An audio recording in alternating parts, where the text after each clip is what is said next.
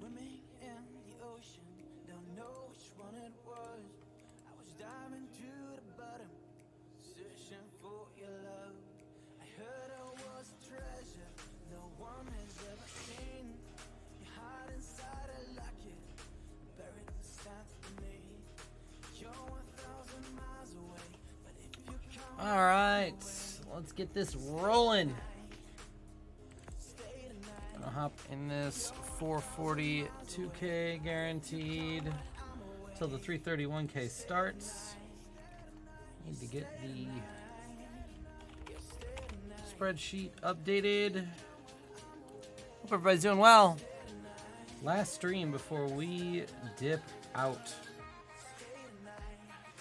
Tomorrow I'm getting things wrapped up on my car.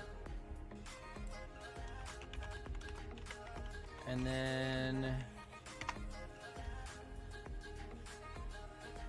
getting everything packed. I'm tearing down this computer today after I'm done with the stream. And then we're dipping out Wednesday. So I did a lot of shopping today. I don't like shopping. I'm not a shopper. It takes a little bit out of me. But we're here. Hope everybody had a good weekend. I saw some cool screenshots this weekend. Sounds like some peeps had some deep runs, accomplished some things.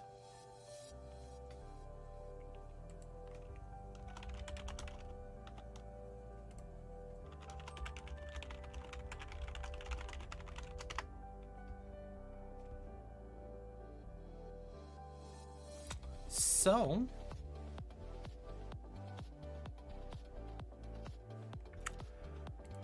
I'm kind of interested to see what this summer's like compared to last fall. Feels like it's going to be a little different this time around, but maybe I'm wrong.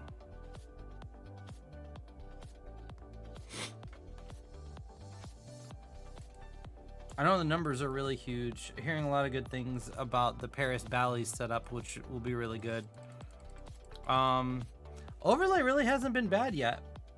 The 600, 500K at MGM hit okay. I think Nugget hit their guarantee. South Point hit their guarantee. The housewarming was just absurd. It's like 1.2 million to first for $500. So, music's a little loud. It looks like everything is kind of humming along out there. And we'll just slide right into the setup next week.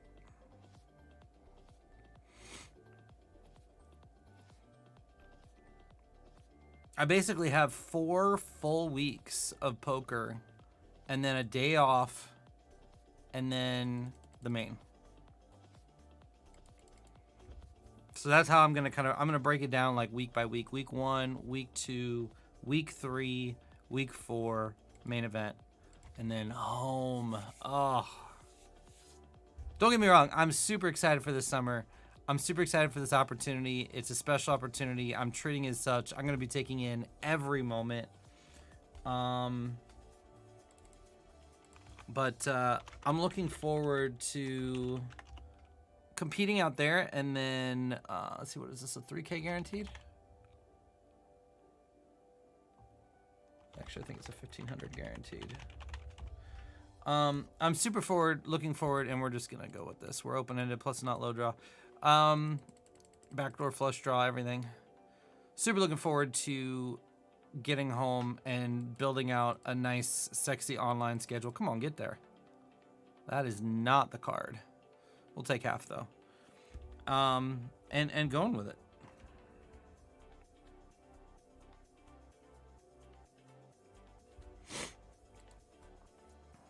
What's up, Miss Ginger?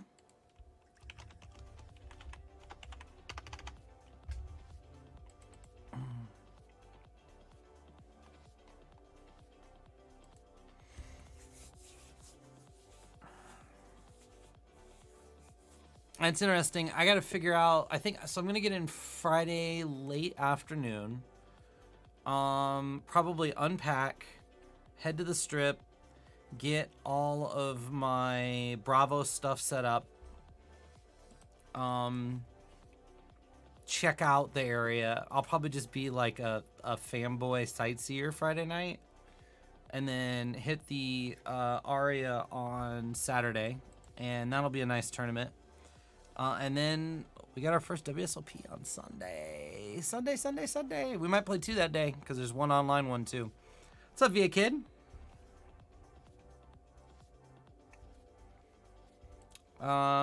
Keeping an eye too on weather here. Got some storms popping through. Might get a little roll of thunder. Hopefully it won't affect the stream in any way. I'll let you know if anything gets imminent that could affect it, but usually we do pretty good here with storms and internet. We don't have too many power outages or any of that stuff. VA Kid with the big sweat just has to fade today. Fade today, and you are in.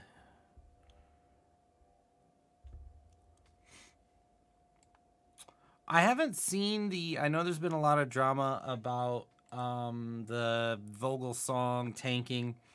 I gotta be honest. I'm seriously considering, it's tricky, but I'm seriously considering,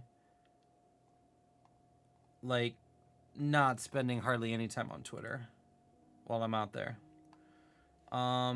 It's going to be a little bit tricky because it's one of the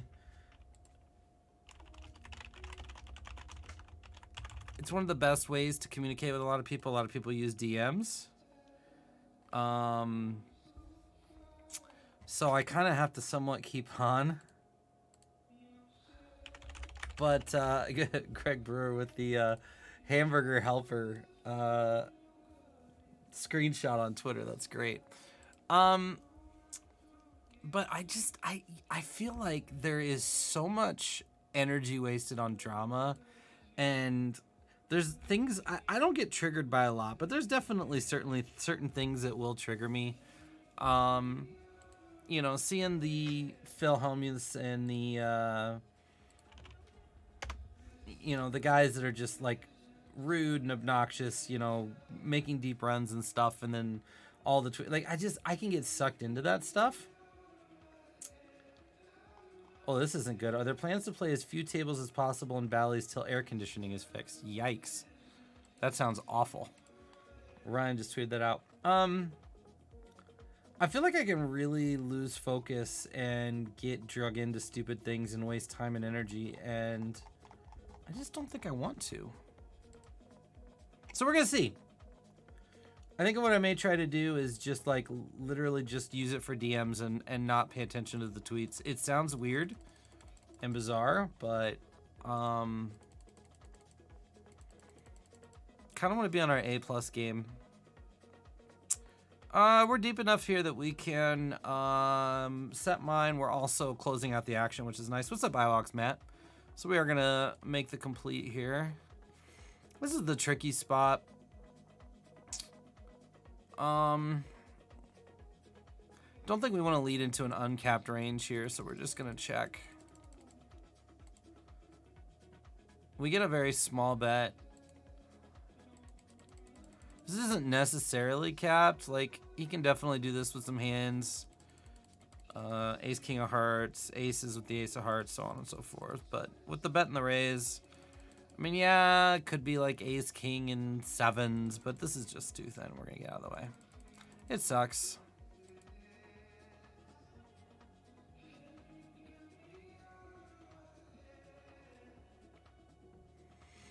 It's interesting what we do if it folds to us.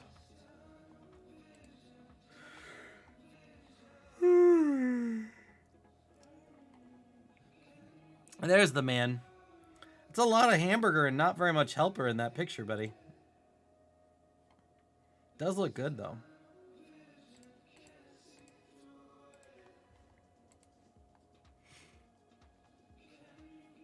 The crew coming in now. What's up, Mom?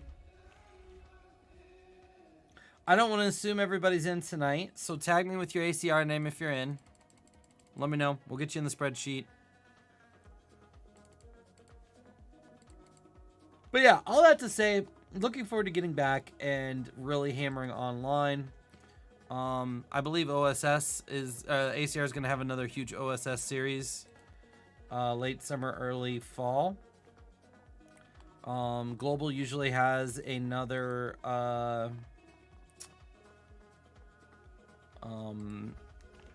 Rattlesnake or Eagle or something series during that time, and Iggy usually runs a really long series that heads into like late July, early August. So there should be no shortage of like things to play.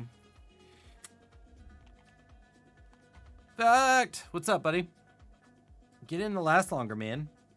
And I think there's another Venom coming up as a part of their 21st anniversary celebration. I don't know. I gotta figure out the Venom because it's obviously like the flagship event and there's no tournament like it and it's got a ridiculous structure. But $2,600 is not chump change. So I gotta figure out, like, am I gonna try to satellite in? Am I gonna try to satellite in and sell some? What's the best satellites to play? I just have not put enough like kind of thought and I haven't figured out how to do it.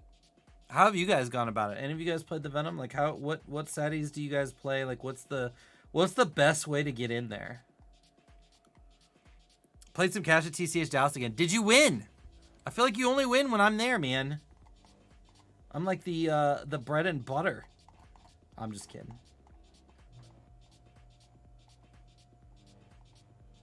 You played that. That is exactly, by the way, Brock, how you're supposed to play a live cash game. Lots of action, lots of fun, having a good time, and winning while you're doing it. That was cool to see, man.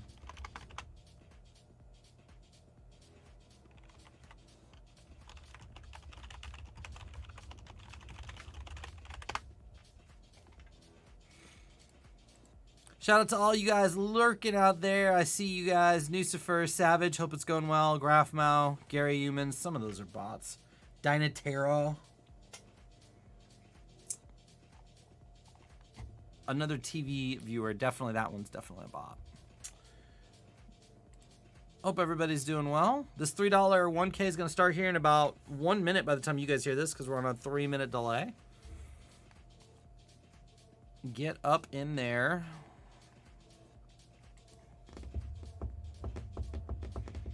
Yeah, as soon as the stream is over, hitting the shutdown on the computer, packing it up. I went and got, I filled my trunk with food from Aldi's. I get a bunch of stuff that won't spoil or go bad. Healthy snacks and protein drinks and all of that stuff. And I just, lots of tuna. Got the trunk nice and packed. What's up, cool Ginger? Via Kid, I'm adding you to the spreadsheet now. Made tuna tetrazzini from Tuna Helper the other day. I've never heard of tuna tetrazzini. You're gonna have to tell me what that is. I like all things tuna, so I'm sure I would like it, but I don't know what it is.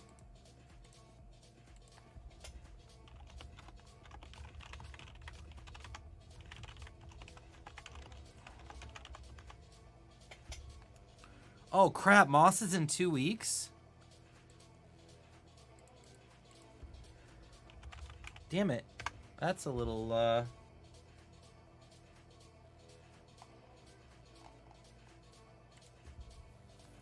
that's a little bit of a bummer. I thought that wasn't starting until I got back. Let me look at the site. Promotions. All right. A whole bunch of things going on. We'll take a look. Bummer. No worries. I made final tables last 3 nights in a row, third, and sixth. Let's go, Savage. That's exactly what you want to do before ahead of your trip, man. Build some momentum. In for 300 and left for 1500. Yeah, that is juicy. All right, pre-party tournament ticket giveaway for Moss main events. Punter's pad celebration. Okay, August is, it says August is OSS Cubed series. So they must just be running like,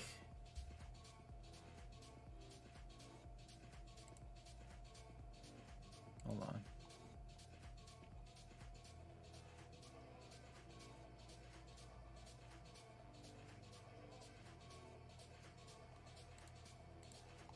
Sounds like they're running their own like mini series over the summer during the World Series, and then they're doing a full-blown OSS in August. So I'm not missing out. I mean, I'm missing the mini OSS, which would be cool, but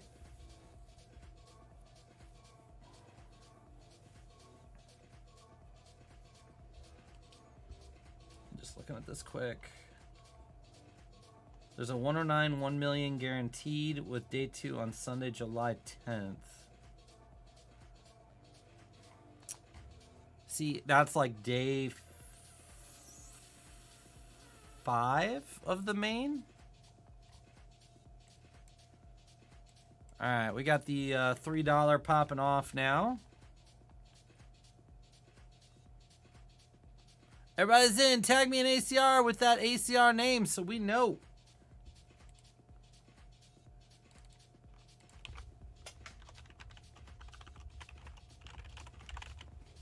Title.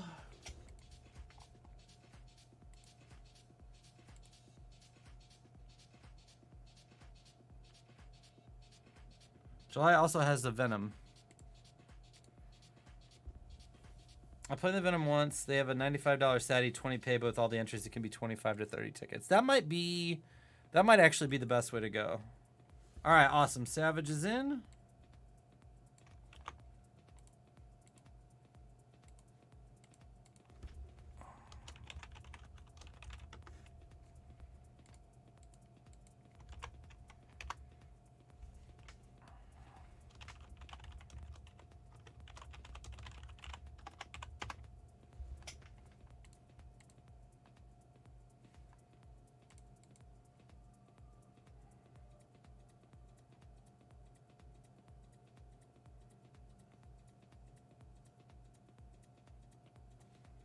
ACR is looking to break the record for most players in one tourney. Surprise tournament with a big prize pool and small buy-in. That could be interesting. Essentially, tuna tetrazzini is a tuna and spaghetti casserole kind of thing with a white sauce. Ooh, ooh, ooh. Yes. Yes. You're speaking my language.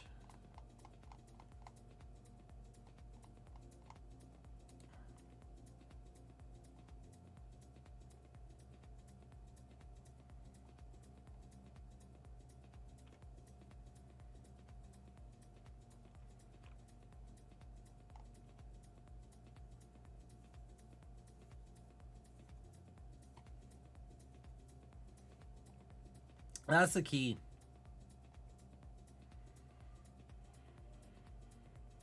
I mean, it's something where like it really does help a lot because we don't realize, almost that was like the fake 3-bet there.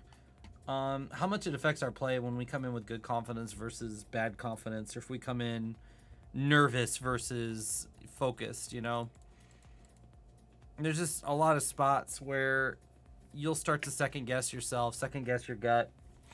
And it's not like your gut is right 100% of your time, but your gut is really good at knowing like 70-30 spots, 80-20 spots, you know, spots where our opponents are very out of balance. Like your gut will just pick up on these things for a lot of different reasons. And I think sometimes people second guess themselves, especially if they like take one of those spots and it doesn't work out, and then they're like, oh man, but you got to stick with it. I mean, a lot of times your gut is like the compilation of, you know, all of your experience in poker and your subconscious picking up on things at the table, and you got to go with it. And yeah, sometimes your gut's going to be wrong, but again, if it's right more than it's wrong, then you want to go with it. I got you in there, Mom. Speaking of Savage Poker heating up, he's at my table again. Repeat battle from last Friday.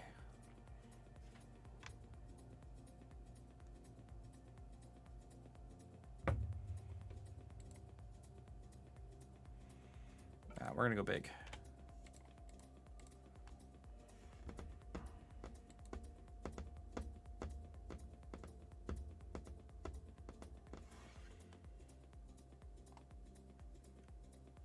Ginger's in.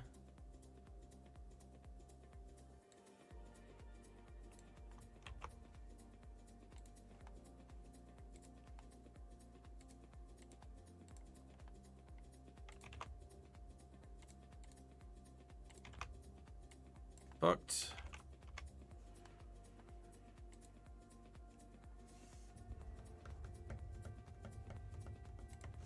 Fold to the open. I don't mind if we have a smaller crowd tonight either. Ah, bummer. Thanks for hanging out regardless, Greg. How are your guys', all of you guys that are heading out, how are your guys' trip prep going?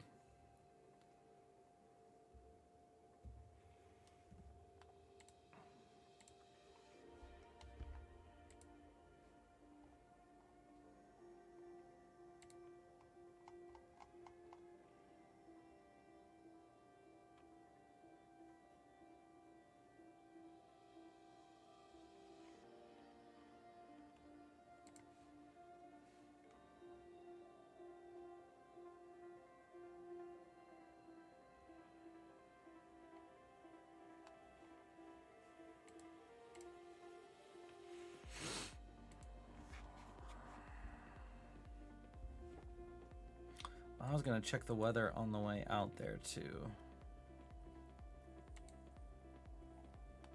See, I don't think we have any bad weather. I think it's all going to be north.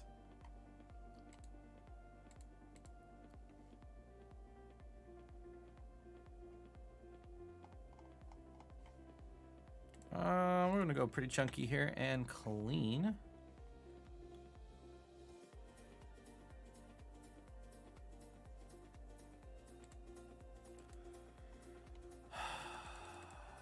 Not folding yet.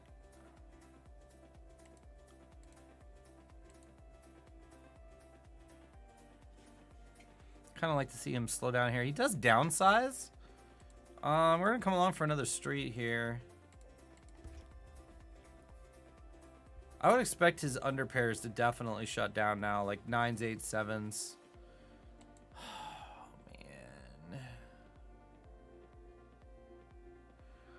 So we only have to be right here like 25% of the time. The question is like, what bluffs does he really have here? Kind of want to call just to see it.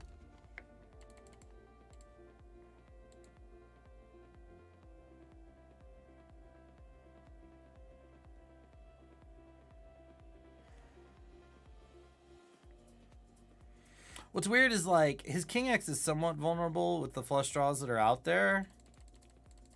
He could have a hand like King X of hearts. It's not super worried. This is close. Wow. Super thin value bet with ace-6 suited. I don't really like his line with ace-6 suited there. Like, I mean, it's kind of sexy in the sense that, like, if he gets opponents to overfold, obviously he doesn't need to get it through very often. I don't know that he's getting worse to call there, though, with that sizing. So it's, like, really as a bluff. I think you want to go a little bit bigger there. I don't know. It's interesting. I mean, he's trying to get literally my exact hand to fold. That's why I feel like maybe going like a little bit more like third pot, I probably just give it up. Butcher! What's going on, man? Finished 27th in the first Michigan bracelet last night. Dang, GG's. What's up, Geek? How you doing, fam?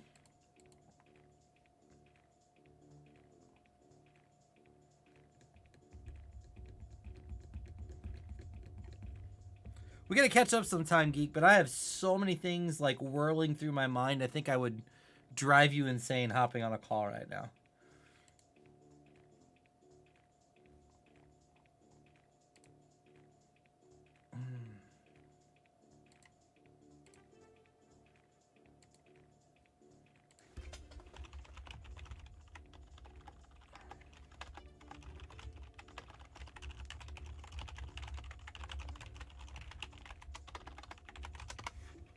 All right, we're going to fold the king 7.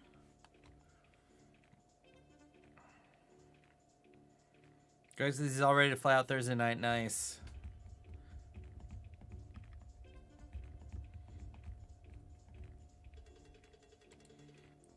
I'm not looking forward to how much gas prices continue to go up. I'm driving out Wednesday. I'm like, just stop. You know, I was prepped to pay like $5.50 a gallon out there while I was out there because that's what it was like last fall. And then it started creeping up to $5.50 a gallon here. And I'm like, if it's $5 to $5.50 a gallon here, ain't no way in hell it's going to be $5 to $5.50 in Vegas. It's going to be pushing $6 or maybe $7, but... All right, oh yeah, let me check this weather forecast real quick. So today is Monday. Tuesday, it's kind of bad all over. Wednesday is not super bad anywhere. Thursday could get interesting. Looks like Oklahoma, Texas.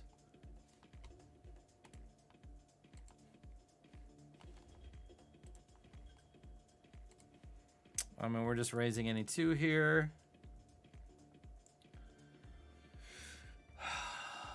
I'll probably get through it before it gets bad, though.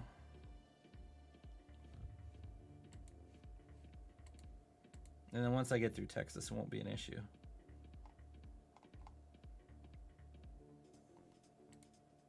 So, yeah.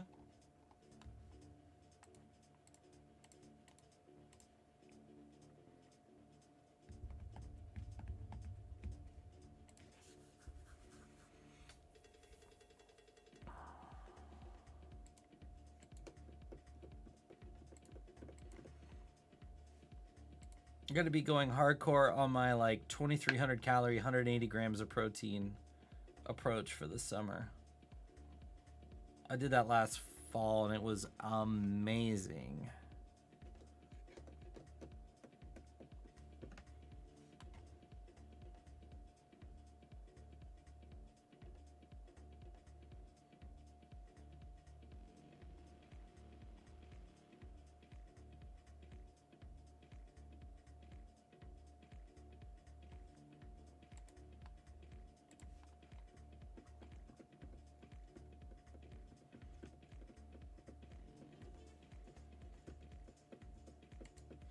Made a pretty decent run in the Sunday squeeze this weekend. It was unfortunate, though. We lost with 280 left. We lost a flip for like 60 big blinds and then spun it back up and then got ace-jack in against ace-10 for like a 35-40 big blind pot. and got wrecked by a 10. Went out like 250th.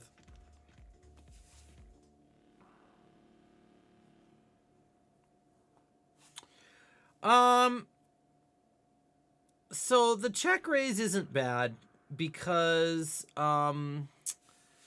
basically what he's doing with the check raise is he's turning his hand into a semi-bluff slash providing basically protecting his equity, right? Because his hand is very vulnerable. He really doesn't want to see turn and river cards. So by check raising there, if he can just get a lot of weaker hands to fold or possibly go check on some turns, then it works in his favor. So I think the check raise on the flop is not terrible. I think when the turn comes, the king of spades, he's got two options. You go really, really big. And the reason you go really, really big is you're trying to tell a story, right? You just check raise flop. So you're basically trying to rep some straights, maybe a few like flopped sets, flopped straights, possibly. Or like, ace king suited that got there. So I think turns where he makes the mistake, when he goes small, it's like it doesn't really look like value because a lot of his value hands want to get max value from flush draws and straight draws. So I think he needs to go really big there if he's going to bet, or check. And check is fine too because he picks up a flush draw on turn, and generally when you check raise somebody and then you check turn, they're kind of leery of probing because they really don't want to get check raised twice. It just really sucks to get check raised a second time. So when you check raise flop, you're going to get checks a large percentage of the time.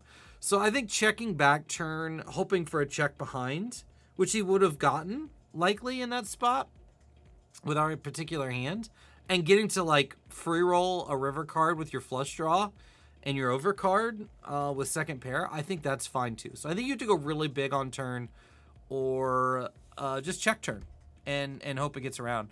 Going small is probably the worst of the three options because he's not really getting a lot to fold out. So his hand doesn't function well as a bluff, and he's really not getting a lot worse to call that doesn't have really good equity. Like the hands that are worse to call are draws. Like he's not getting a 3 to call, he's not getting a 5 to call. So turn bet, not very good. When he gets to the river, it's okay. Again, it really doesn't tell a very realistic story. What hands are you thin betting turn, thin betting river for value? Like it just doesn't make a lot of sense. And ultimately he gave us such good odds that I ended up looking him up with third pair. So again, river is a spot. If you're going to turn your hand into a bluff, you need to go really big. And I just don't think he can realistically get worse hands to call. Like he's not even really targeting ace high with a quarter pot bet there. So I think it's a place you have to polarize. So flop, good. You don't necessarily have to check raise that hand there, but I think it's acceptable. Turn, not very good. And I think river, not very good.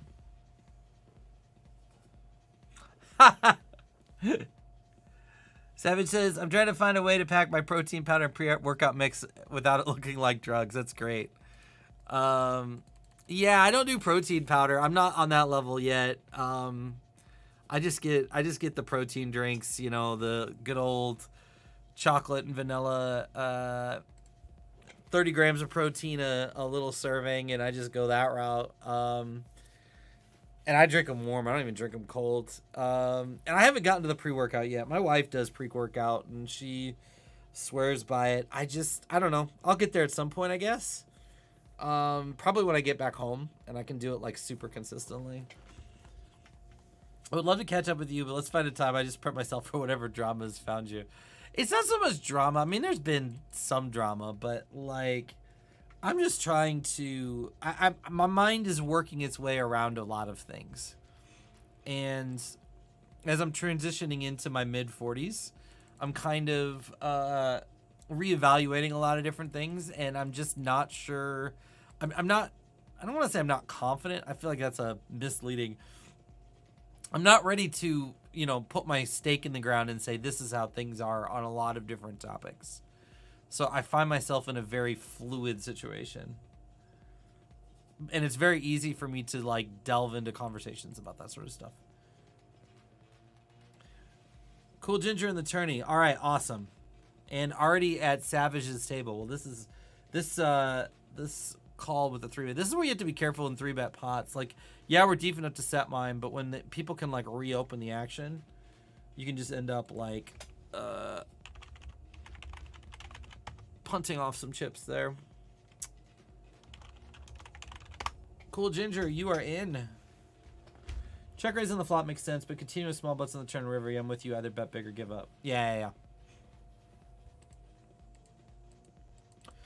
Like, once you understand that, like, in theory, like, I mean, this is a little bit of an oversimplification, but in theory, the smaller you bet, the more of your range you get to bet. And the larger you bet, the less of your range you get to bet, and the more you do what's called polarizing. For those of you who don't know what polarizing is, it means that you want to really, really come down to very few hands that are either really, really good value hands or really, really good bluffs. And that's it. So you don't want to bet big and bet tons of hands, right? And when you understand that that's kind of what theory is trying to do, like in a vacuum, then you can kind of look at certain situations and go, okay, well, look at this board. There's 2 flush draws and a made straight on the board. You know, what would a really good hand want to do? Well, a really good hand would want to protect itself, so it would want to go really big, right? And then if you were trying to bluff, well, there's a lot of things that can call you because there's all these draws out here. So to get hands to fold, you have to go really, really big, right? And so then you kind of figure out, okay, so this is a spot where theory would want to polarize. That makes sense. And then you see a guy make a really small bet, and it's like, well, why would you do that? Well, it doesn't... You wouldn't want to do that with your really strong hands, and you wouldn't want to do that with your bluffs. And so it kind of creates a situation where, like, either your opponent doesn't understand that they're supposed to go big, or they're telling you a story that's just makes no sense. And a lot of times when players bluff small sizings, it's because they're too scared to go with a big sizing. They're too scared to commit too many chips in the pot. And generally, weaker players aren't scared to commit chips in the pot when they have a really strong hand. So it's one of those things. In the spots where the board is really what we call wet, a lot of hands hit that board. A lot of hands interact with that board. A lot of hands can call a bet in a particular situation. And you see a weaker opponent go small, they're usually saying, I don't have a hand that's good enough to go big. And it kind of like turns their hand face up.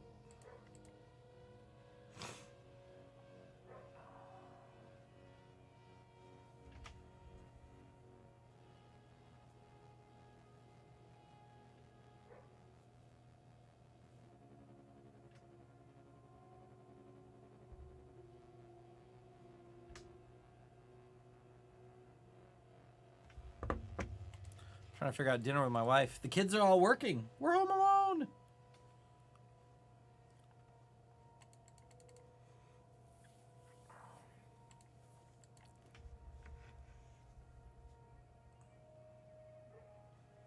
Now, what would have been interesting is if he had checked back turn, I'd check back turn, and he'd bet small and river. Because that line would actually make a lot more sense. A quarter pot bet on the river, if he had checked turn and I had checked turn, might have worked.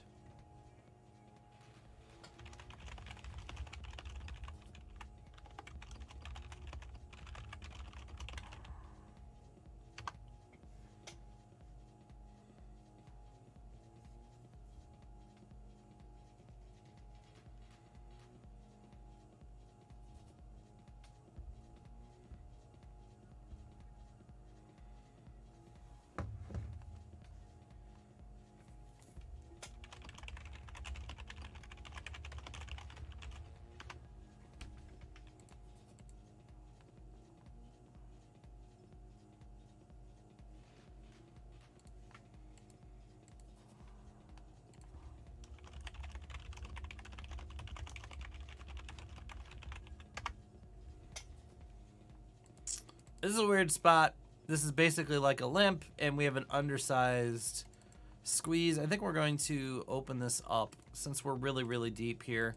If we were 60 big blinds deep, I mean, you could make some sense for just calling here in the cutoff. We're not too worried about position. Yeah, we have the button to worry about, but not overly worried. I just realized my HUD's not on. Let me get my HUD on. That'd probably be a good idea, too.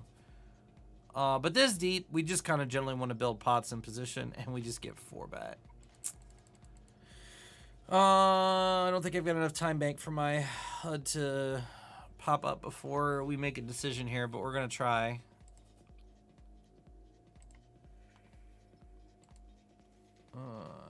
We'll give it about 5 seconds.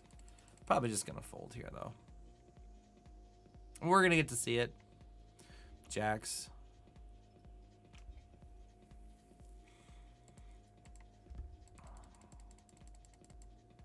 You could be like, well, just call. You flop a queen and then you go with it. But the thing is, like, you could just run into ace queen there. Like, he might not have any worse queen X in his 4-bet range. And look, yeah, that like 25 hands, and that's the first hand he's really played.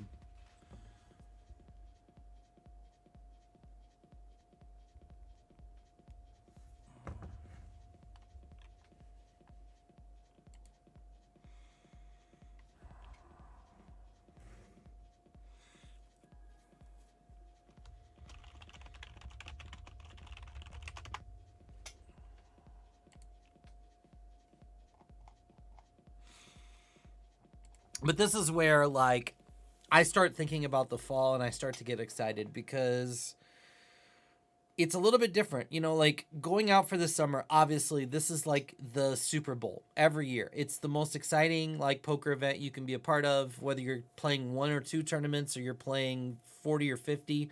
You know, I think we're playing 5 or 6 WSOP events. And it's exciting, but it's one of those things where it's, you know, I'm going to be out there for 5 weeks, hopefully 6 if we go make a deep run in the main. And it's a special set of circumstances. Like, there's certain parts about being out there that are not normal life, if that makes sense. So, like, for example, I'm not going to be studying while I'm out there. It's not the time for studying. While I'm out there, I'm going to be exercising, eating healthy, grinding, and finding pockets of time to connect with people that are out there, that are great people that I want to see and hang out with. That's it. That's my entire time out there. There is no time to be studying or digging into deep level poker theory or any of that. But when I get back and we get here and we have this, you know, let's just call it the next 5 months. Let's just call it the rest of the year, the rest of 2022, right? And now we have this runway where we know we're going to be streaming 3 to 4 days a week.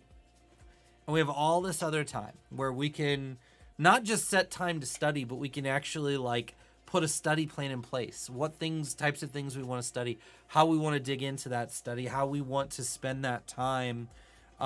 We have time to think about how we want to recover. Like, when you're out in the summer for the World Series, there's no recouping.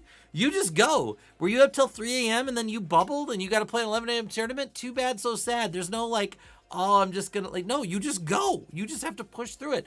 But when you get home and you have this longer stretch, it's like, now I have time to figure out, what are my off days going to be? What am I going to do on my off days that are going to recharge my battery so I have the best energy to come forward? What does my study plan look like? What are the areas that I need to improve on? And what is an actual realistic plan for how I'm going to improve in those areas?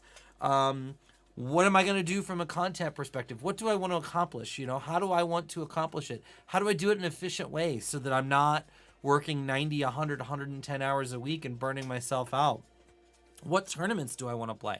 What are some realistic goals to accomplish in the next episode? There's so much exploration to be done in terms of how all of that is approached and how you turn all that into a fine-tuned engine that's really humming along. Remember, the best engines, when they're really humming along smoothly, you don't hear them, right? You don't hear them. But as soon as, like, one of those pistons gets twerked and it starts making that clicking noise, you're like, what? It feels uncomfortable. And that's really the goal. The goal is not to have some smooth engine that like, we hear it and we're aware of it and it sounds like it's busting its tail. It's like, how do we get into such a rhythm that it just flows effortlessly and it feels like you can't even hear it, and it's just like week over week you're just churning out, like, consistent results. What's up, Frank? Agreed. Yes, it is definitely a long run loser. Now, and no, there's not very many people 4-betting in a 330 light. Now, if this was like a 109 on ACR where people 3-bet you on principle, then we wouldn't be finding a defense with King Queen offsuit, but we would definitely be making some defense there with King Queen suited. Frank, my man, I hope you're feeling better, buddy. We should catch up on my long ass drive out to Vegas this week. Starting to get some things pieced together and figured out here, slowly but surely. Still have a lot to figure out about the fall, but we're honing in. A lot of what I've been kind of realizing this week is I do a absolutely horrific job taking care of myself. I don't mean taking care of myself like showering and using deodorant. I don't mean like that. Let me clarify. I mean, like, I suck at taking time off. I suck at spending downtime, and especially prioritizing what I want to do. So I'm like really kind of trying to creatively think about how I can get myself productive downtime this fall. I've been experimenting a little bit with that this week. I find that I need to get more outdoor time too. It's really easy to get in the habit as an online or live poker player to just like, you know, turning into a vampire and grinding yourself into oblivion. And then you get in the sunlight and it's like, oh my gosh, it's like bright. But vitamin D is a thing, y'all. It does have an impact on your moods, and fresh air has an impact on your moods. And obviously being active has an impact. So, you know, yeah, I'm working out, but even on top of working out, just getting out and going for a walk and breathing some fresh air, getting a little sun on your face. It's one of those things that like, I don't realize the impact that has until I do it regularly. And then I'm like, why don't I do this more often? So, you know, I'm just learning some more about myself. You'd think at 42, I'd know everything, right? No. Still trying to figure this thing we call life out, but, that's where like sometimes you just kind of have to trial and error some stuff and, you know, experiment with some different things, and you might try some things and go, oh, that was terrible. Didn't help my poker game out, didn't help my mental game out, didn't help my personal life out, didn't help my emotions out. And sometimes you try things, you go, wow, I thought that was going to be pointless, and it really helped out. And then you kind of put some things in, take some things out, and you just kind of keep working until you find that sweet spot.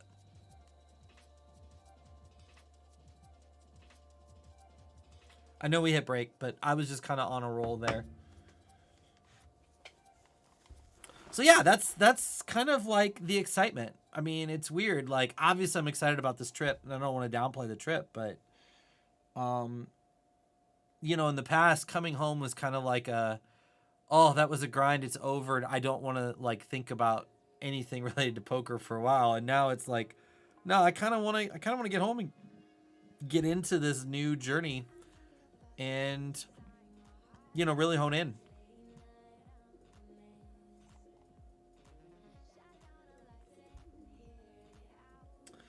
Just didn't my first practice instrument approach today, and it was brain melting. It seems like Geek, like the flight thing is something that like you're obviously going to get to a point where you can fly and go cross country and stop places and you have your license, but it's one of those things where you can never, there's always more to learn. Like, you just keep learning and keep going. You're never going to get to a place where the learning is going to stop, which is cool. I still don't know that I'll ever have the testes to get in a plane with you. Not because of your abilities.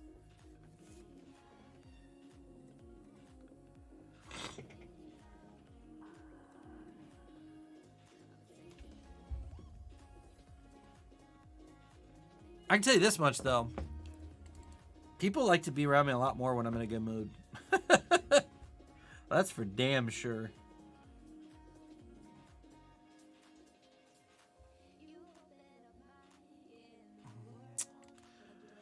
So, not the best flop for us, not the worst flop for us. Obviously, having a jack on the board is disappointing, but it's going to happen more often than not. We do have backdoor flush draw and backdoor straight draws. We're just going to use our standard small c-bet in this spot.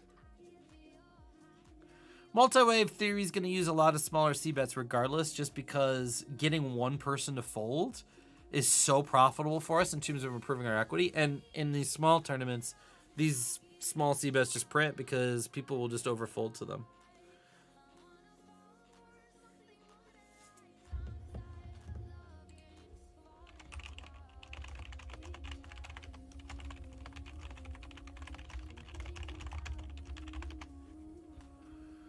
We're going to defend here.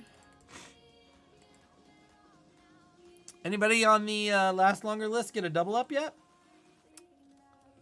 Pull the lobby up and take a quick peek. We're going to check this back. Oh, Savage is currently in 12th. Oh, look at this. 12th, 13th, 14th. Savage, me, and Ginger right there.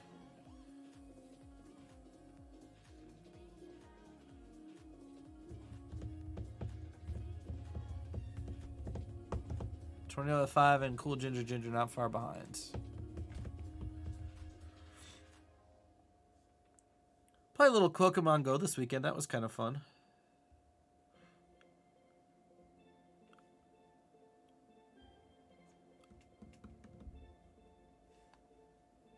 It says it's raining outside.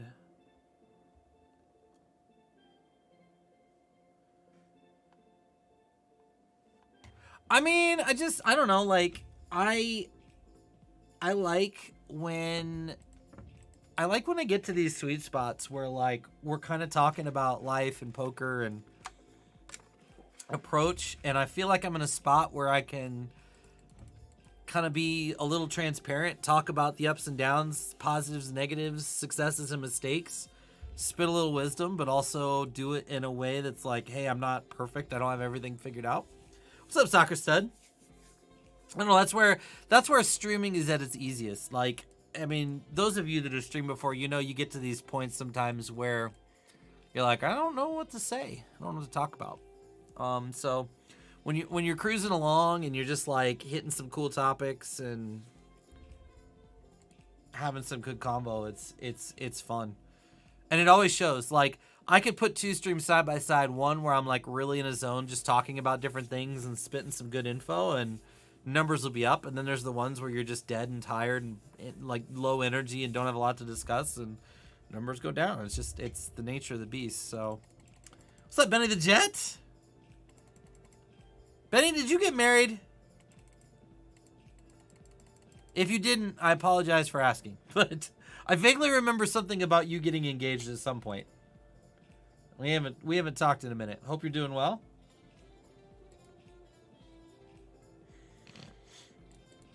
If you did, congratulations. If you haven't yet, best of luck. And if you didn't, you were too good for him anyway. Same thing here. We're gonna go with a small C bet. Oh, see, well, Geek just went for it too. So there. Now I don't feel bad. Backdoor straight. Remind me of the hand. Oh, Jack 8. Yes, we have a backdoor straight on that one. Yep.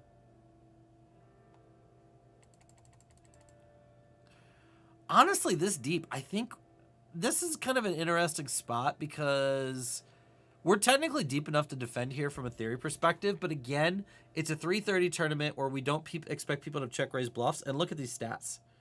17, 14, 3. 8 is their PFR. Really, really, really tight. So we're going to make a net fold here. Frank says, being in a good mood is a key to being a winning pro. No doubt. And I think the struggle for me is a couple things. One, huge workaholic. I'm a huge workaholic. The way I love to tackle a project is to set everything else aside, lock myself in a room, and go all out at it until it's knocked out.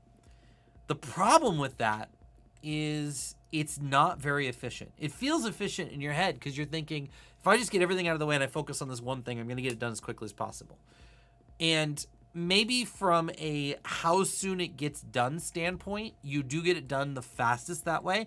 However, from an efficiency standpoint, you spend more time getting it done because you burn yourself out so quickly. And then you just work at a really efficient rate. So that's one of my struggles. Huge workaholic. So I have to kind of rein that in, be more patient. The second thing, like I just talked about, is I really struggle at giving myself downtime and kind of helping myself recoup. It's one of those things where, like, here's what I've learned.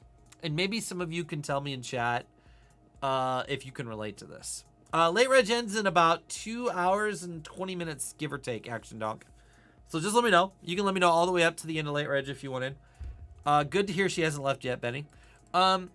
Here's what I've learned. There are a lot of activities that I will do for recharging the batteries, downtime, that in the moment don't feel like they're doing anything. Like, and some of it may be on me. I might have this I get anxious. I feel like I'm not like working, and so I feel guilty or I feel annoyed that I'm not getting stuff done. It could be self-inflicted.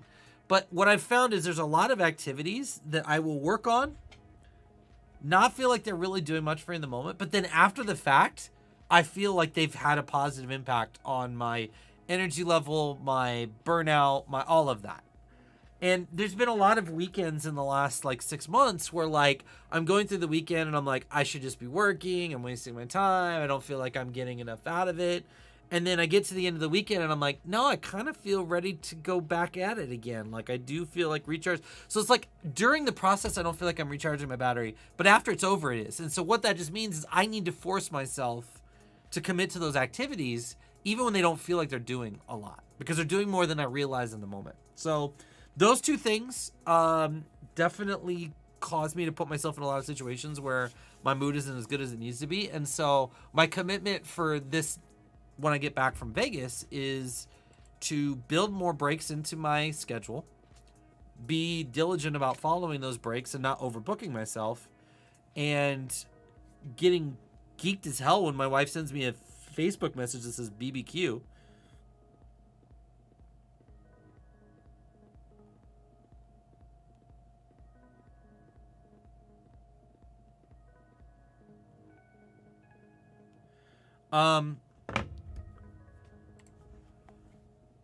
Yeah, please do.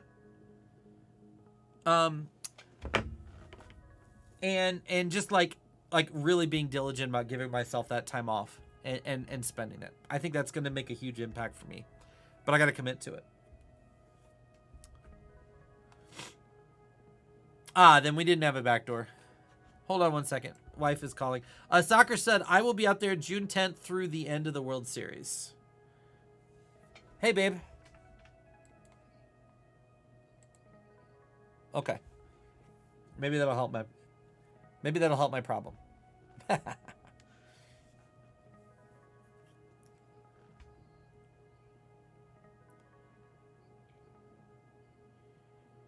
That's fine.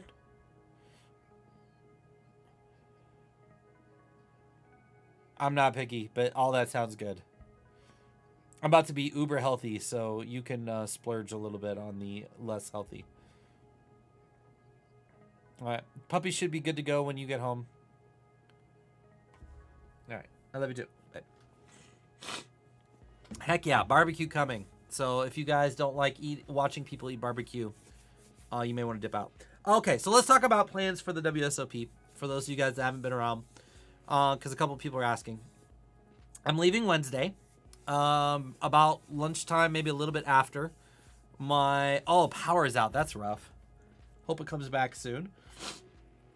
My wife's going to go get a sports massage. She's had some shoulder issues, so she's doing that in the afternoon, and she's working in the evening. So I'm going to dip out a little bit after lunchtime. I'm driving to a small town called Quapaw, Oklahoma, very northeast tip of Oklahoma, Wednesday night.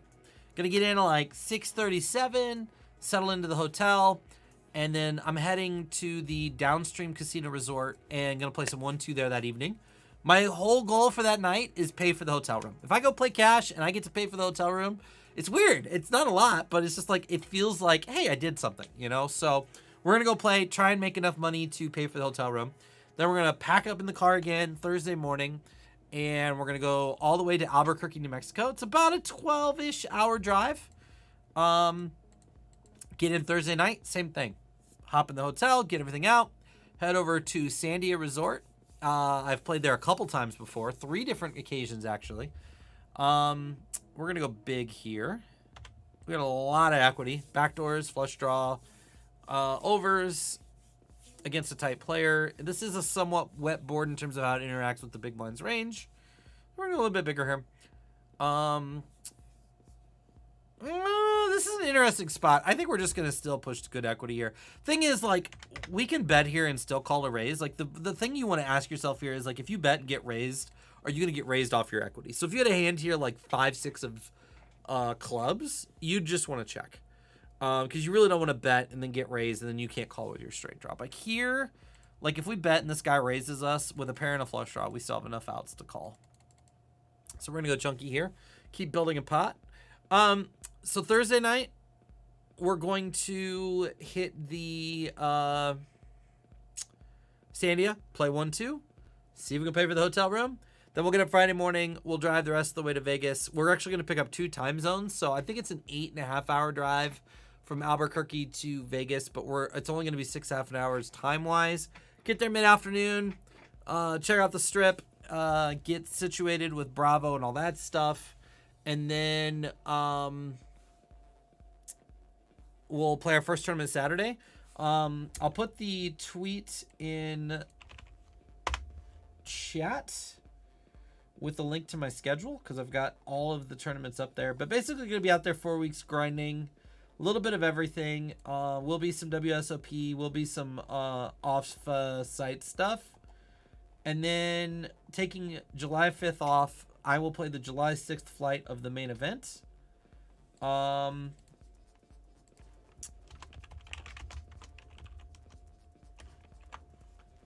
then whenever I bust the main and Kale and Paul bust the main, I'm heading home.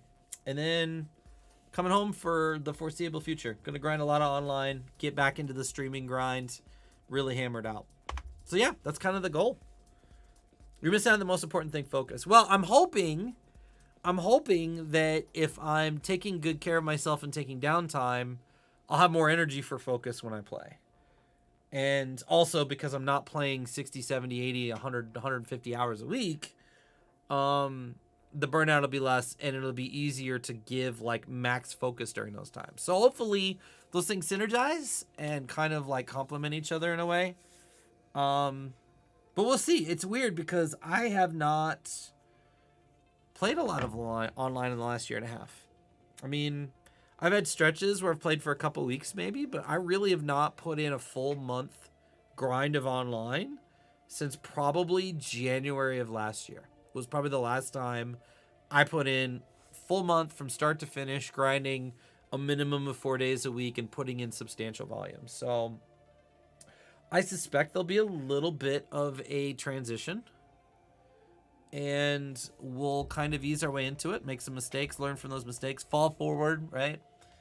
But I think we'll get there. With how tight this guy's been and also how tight this guy's been, this is kind of like having the button, so we're going to get a little loose here. I'll be there June 24th through June 28th. We'll probably fire the Colossus. They're not sure about WSOP, Salute to Warriors, Orleans Mystery Bounty, or cut Golden Nuggets main. Those are all on my schedule. I think they're all options. I think they're all great options. And of course, I say that and we get 3-bet by the tight player, so deuces. Yeah, they're all great options. I'm looking at all of those. The Nugget Championship, Mystery Bounty. I'm looking at my schedule right now. Salute to Warriors, $600 WSOP Deep Stack. All great options. As far as most EV, I mean, anything off the strip, like the Nuggets the Nugget and Orleans are going to be the softest. But when you're there for that short of a trip, like I would never tell anybody that's only there for, 4 or 5 days, go play, like, just try to find the absolute stop because it's an experience. Like, remember, we had a year not too recently where there wasn't even a WSOP. So it depends. I mean, if really EV is the number one thing to you, then I would say play Nugget or Orleans. But like, if you've not gotten to play a lot of WSOP events, if you've always dreamed about playing WSOP events, like if any of those things are true, don't be afraid to like make sure there's at least a WSOP scheduled tournament on there, even if it's going to be a little bit tougher. Because, YOLO, right? Get the experience.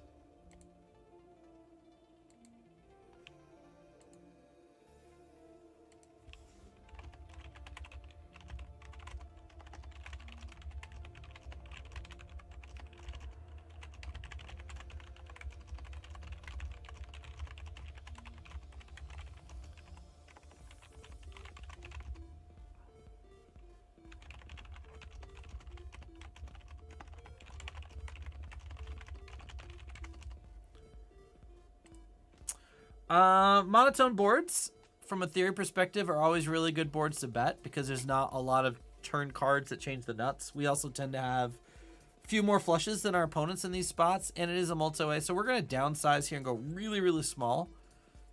We expect the short stack to play pretty fit or fold. It also gives us direct odds with our gut shot.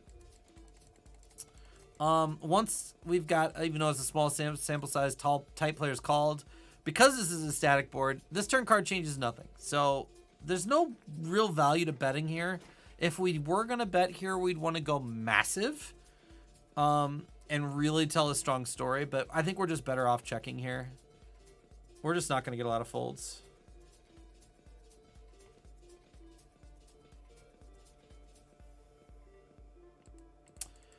And he checks back. Not super thrilled here, but he could have some like ace-x we beat. We just have good showdown value now that we've gotten there.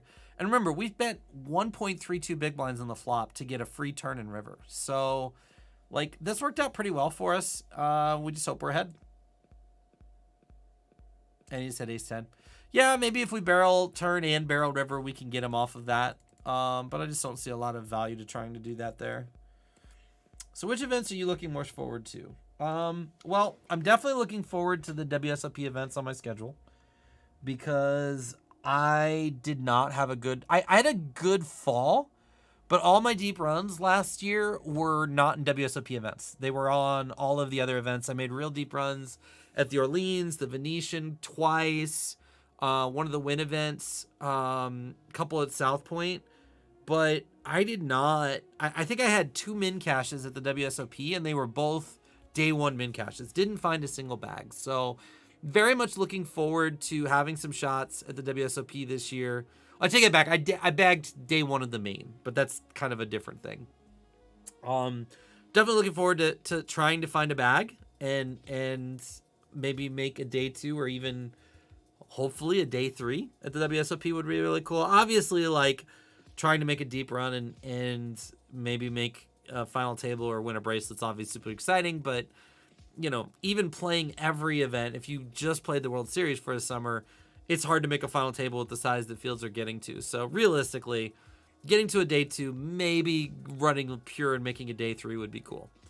So those are very exciting. And then after that, there's 5 shots at 1K events this year.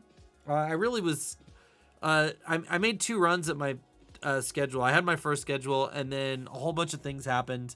Had some issues with my car.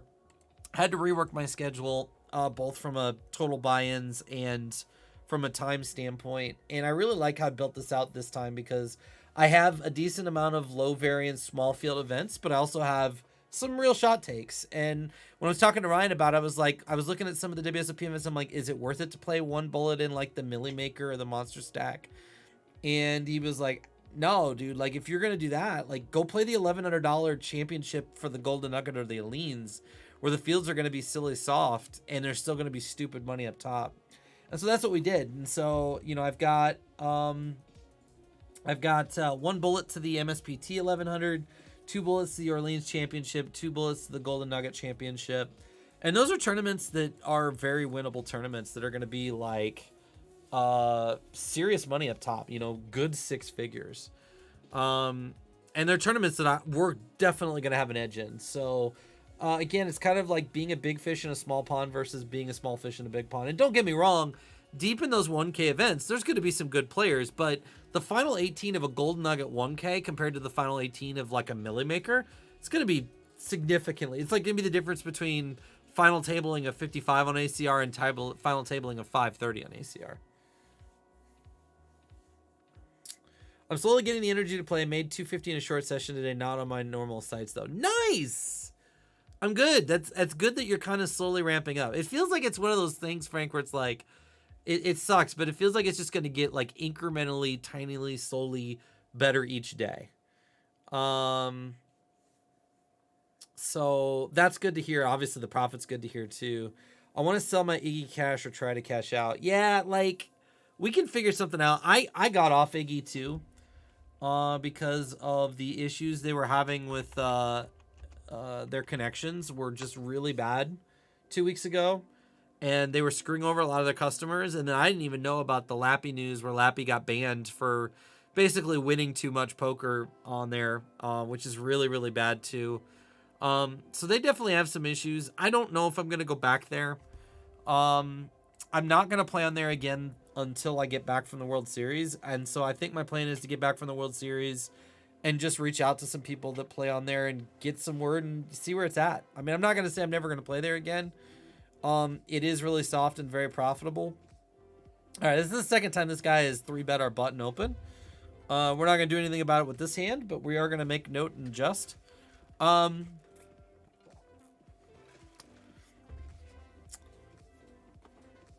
So, I'm going to kind of wait and take a wait and see approach. But, you know, it's possible. If things don't get better, I definitely won't get back on there. Target the 10. So the problem with targeting the 10 action donk is we have to go really, really big. Like, we're probably going to have to go 3/4 pot or even pot, which is fine. And from an exploit standpoint, if you just want to do that with range, just expecting your opponent to overfold, it's going to be high variance, but maybe manageable. But if we're going to really try to get a 10 to fold on that board, then we want to go really big, which means, again, we want to polarize. And so then it becomes down to what are our best bluffs. And our best bluffs are not going to be queen 9 with no club. Because first off, not having a club in our hand means they're going to have a lot of single club hands that aren't going to fold to a big bet regardless. Like when we're not blocking the ace of clubs or the queen of clubs, we're not blocking hands that they're going to be able to call with. And then on top of that, we just don't have a lot of equity. Like there's so many hands that we can have with like an ace of clubs or a queen of clubs that we have a lot of equity so that when our bluff doesn't work, we still have outs on the river. With queen 9 offsuit and no clubs, like we're basically hoping for 3 outs on the river, and it's just not very good equity. So yes, you can go big and target a 10 on turn, but you have better candidates to do it than the queen 9. Geek says, I got a bolt. Let me know when we can catch up. We'll do, man. I'll reach out to you. Maybe I'll find a time I can holler at you on my trip out there. We'll catch up. It was a rowdy crowd when Party and Rob were railing Drew. Yeah, like that was a good time, and it'd be interesting to see how much of that happens this summer. I mean, I don't know how much time I'm going to have to rail people specifically this summer, because again, we've got 4 weeks. There's a lot to play, and I'm going to be mixing in some cash whenever viable to kind of supplement the trip. So it'll be, I mean, if there's a big, like somebody's at a final table and there's 6 figures up top and it's a buddy, obviously, but I won't be like, I won't be sweating, you know, there's 60 people left type things, because I'm going to have a lot going on. And, you know, there's people I want to go out to eat with, meet up with, connect and whatnot too. How is the Millie Maker not super soft? A bunch of donks like me come out and throw $500 away. Well, the Millie Maker is a $1,500. It's not a $500. And the thing you have to understand is there's a lot of really, really, like, the top players. So you just look at, like, the top 100, 150 players. A lot of them go out there to win bracelets. And so when they go out there to win bracelets, they play all the WSOP events. They're not running to the Win and the Venetian and maybe the Aria high rollers if they're, like ridiculous, like, super high roller players, but for the vast majority of those players are out there to win bracelets. So they're playing every bracelet manageable, and there's a lot of them. And the reality of even in the big fields, the reality of the big field tournaments is there's enough good, great, and elite players in those WSOP events who are trying to win their first, second, third, fourth, fifth, sixth, seventh bracelet that by the time you get down to the final 30, 40, 50, you end up with a field that has really, really great elite theory level players. And sure, there'll be a few recreational players that'll get in the mix, but the cream rises to the top, and you just end up with a very tough field super late in those things. Where in comparison, like a Golden Nugget 1K or an Orleans 1K, you're just not getting a lot of those top tier players and even those second tier players. There's going to be some third tier players and fourth tier players that are really, really good. But again, the elite or good to bad player ratio is way lower. So it really is a significant difference in the strength of the field between the two. And, you know, it makes an impact. It's similar to the Venom, and this is why I always struggle with the Venom. Like, part of me, like, one side's like, my gosh, it's the biggest online tournament that we can have access to in the U.S. It's multi-millions of dollars up top. If you can play it, you should play it. And I think that's perfectly fine. On the other side, I know, like, you get down to the final 40 or 50, just like the next time the Venom comes, I've said this before, just Shark Scope the final 50 of any Venom tournament, and you're just going to see a huge swath of players who have $200, $300, $400, $500 ABIs and like 60, 70, 80% ROIs. It's insane. And so if your theory game's not sound in a field like that, you better run pure, because the theory guys are going to tear you apart with how good that structure is late in that tournament. Now, does that mean you shouldn't play it? No, especially if you can satellite in. It makes buying into that tournament kind of sketch, because to realize your ROI and your true profit in that event, you got to make top threes. And I think that structure is really good to the point where trying to buy in direct and be profitable in that tournament is tough. But some people argue that it's so easy to cash because of the structure and the number of recreational players in it that you don't have to win as much, get top threes to make money in it. I don't know about that. But if you can satty in and get in for $200, $300, $400, absolutely. If you just want to make it a shot take and you kind of consider it just an expense on your year, and it's not about profit, but it's about experience, and profit is icing, yeah, go for it. But it's like when people are just like, I'm just going to buy in direct into that tournament. Like, I wonder how many of them realistically are plus EV in that tournament. Planet Fist online poker site where you get banned for winning. Yeah, I mean, that's kind of what they did to him. They wouldn't give him any like real explanation. They said, we just decided that we're going to part ways. And they gave him all the money in his account. Like, so obviously he didn't break any rules. Like, if he'd broken rules, they would have just been like, we're keeping your bankroll. But they just said, we just decided that we're no longer going to do business with you. So I think he's just making too much money on the site, and they just got rid of him, which really sucks. And I've heard of other sites doing that before. I know BOL has done that to some people.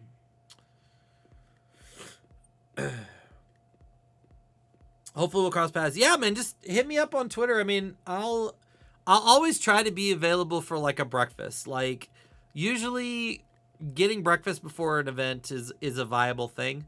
Obviously, once tournaments start going for the day, it can get a bit tricky because I can't predict which tournaments I'm going to go deep in, which ones I'm not. And again, I need to grind some cash while I'm out there, so it gets a little bit tricky then. But usually, I can sneak in a breakfast most days if I don't already have one scheduled. What's up, DFS Brad? How you doing, buddy? Up 1386 from 400. Nice. Always nice to see big winning sessions. We still have about an hour and 45 minutes to get in this last longer if you want. Doesn't cost anything to get in. Just tag me with your ACR name. We're playing the $3 1K guaranteed here. That started about 30 minutes ago on ACR. And we're giving $50 to whoever wins the last longer. And if you can finish top 3 or better, or top 4 in this tournament gets more than 328 entrants, you can win 1% of my main event. Right now, it looks like Savage is in the lead with 29K. Followed by nobody? Where are all of us? Ginger's in 47th. I'm in 52nd. Tornado F5 is in 80th. And where's our other Ginger?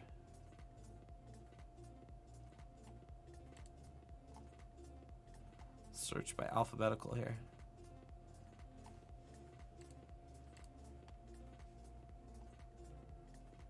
$31st, 24K.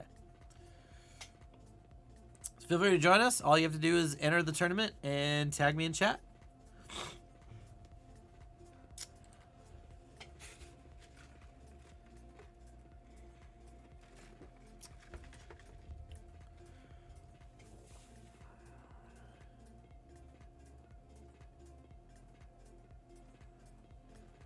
would absolutely love to get a nice score this summer and head into the fall with some chunky bankroll, but I just know I've done enough of these live trips in the last 18 months, and that's why I'm kind of switching into a more online grind that you can do everything right, and these live tournaments, you just got to run pure at the final tables.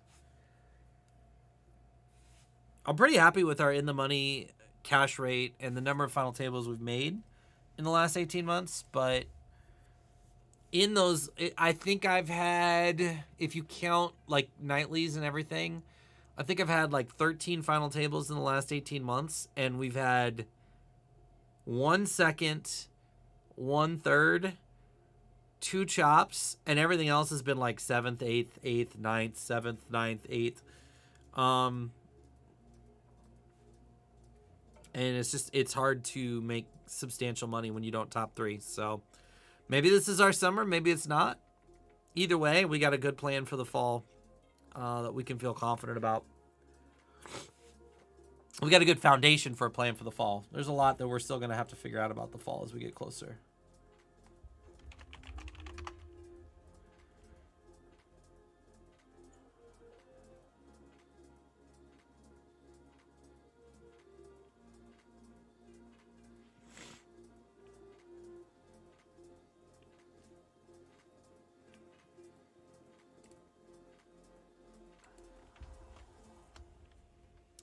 Folding here, a lot of people would call here multi-way. We can fold ace 4 off.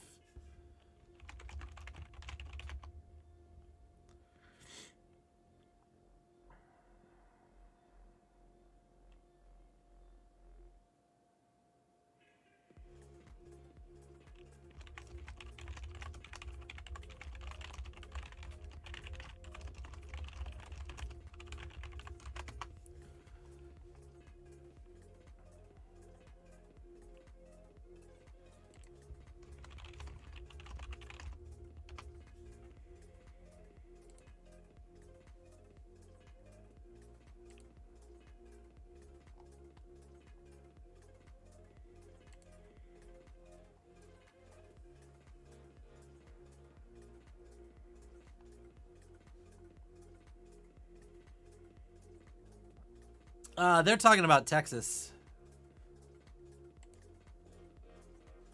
Hey, balanced range. What's going on? I got you in there. Thanks for joining.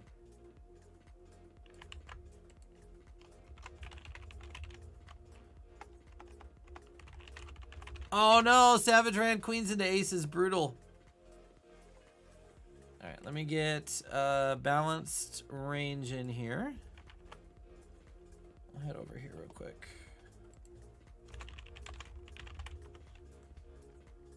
And DFS Brat says he wants in.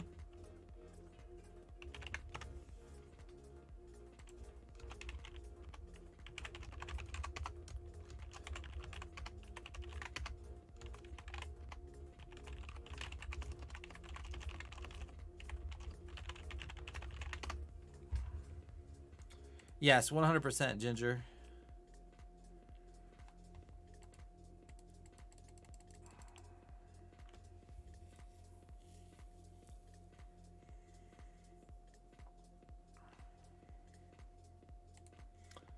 Those of you guys just joining, you can use up to 3 bullets. We can see in the lobby how many bullets people use, so you can use up to 3. And keep us posted in chat on how you're doing. We'll check in on the lobby from time to time.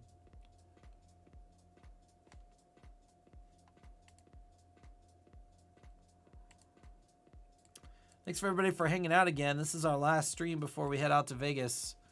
When I get back this July, mid-July-ish, hopefully late July-ish, again, because we win the main. Definitely could 3-bet this hand, but I don't. Oh, there's DFS Brat, we know. So let me get him added real quick. I think I'm actually just going to flat this, because if we get 4, excuse me, we get 4-bet jammed on, we're not in great shape with our ace-jack suited. So we'd rather see a flop here. I'm going to hero tag. Yeah, Action Donk. We finished 260th, 270th, something like that. We lost a flip for 60 bigs, spun back up, and then got ace jack in against ace 10 and could not hold. Let's go, DFS Brat.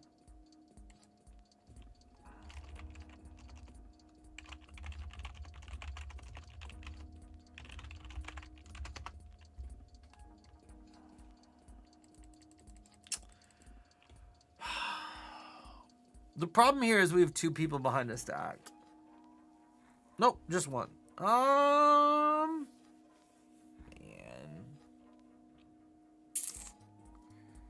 Yeah, I think I'm going to peel one off here. A lot of this comes down to how often we think Jay Sergio's going to raise. We don't have any stats on him, so we don't really have any info one way or the other. And we do just get wrecked.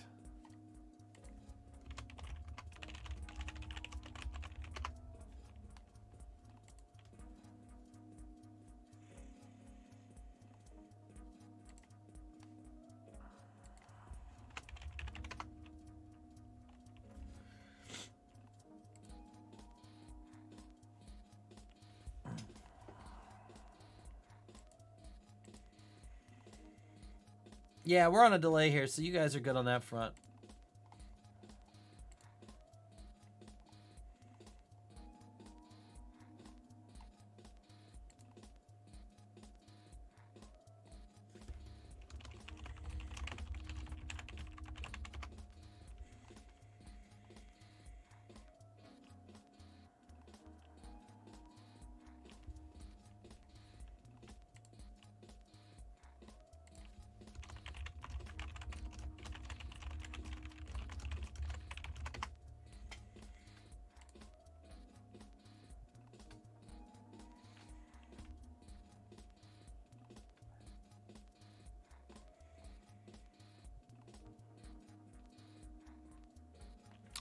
And we still have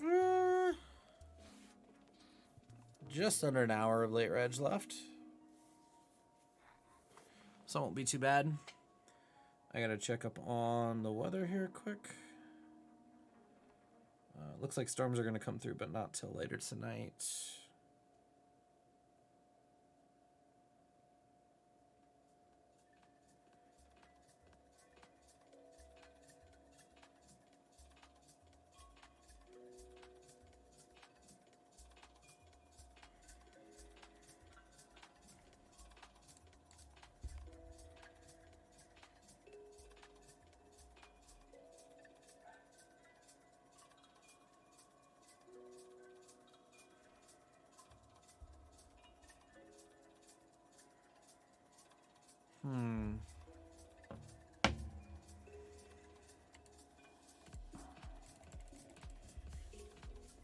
What kind of things would you guys like to see this fall?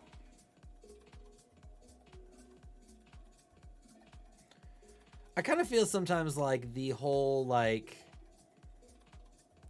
bankroll challenge thing has been done 100 different ways. Like there's not really any like creative ways to invent it. So I'm not gonna do like a $1,000 to 10K challenge or any of that. That's all been done. I think I'm gonna kind of just focus on setting some goals for wherever I think I'm at after the summer. And you know, just kind of focusing on what those goals are, how I came up with those goals, how it's going, what I'm learning from it. Oh geez. Yeah, I'm still a little rusty.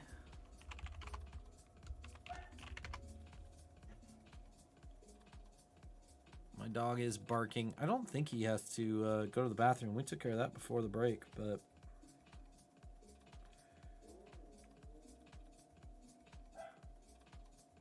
we'll check on him on the next break. I will take the next break and we'll check on that.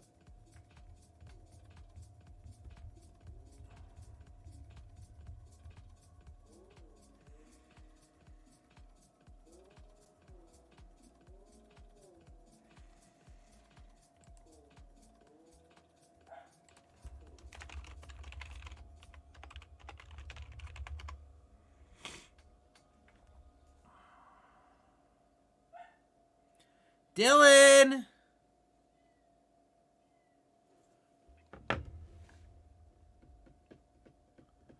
Like with this, obviously, since we've been doing it last longer, I've been keeping it chill, only playing one table. We'll definitely be playing more tables this fall.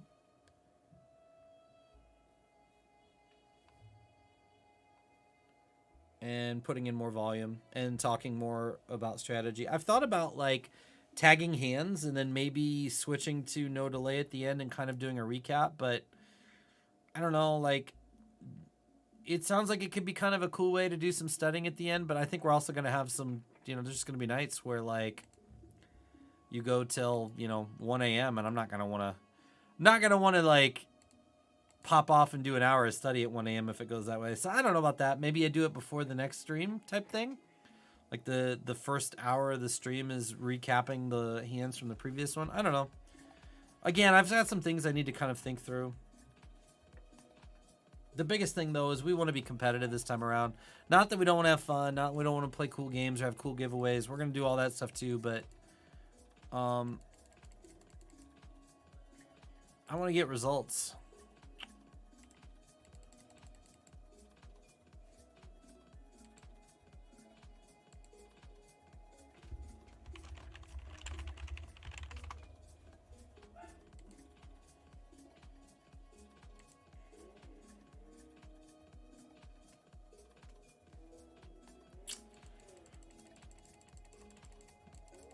Again, same thing here. Like, we're not going to get a 9 to fold.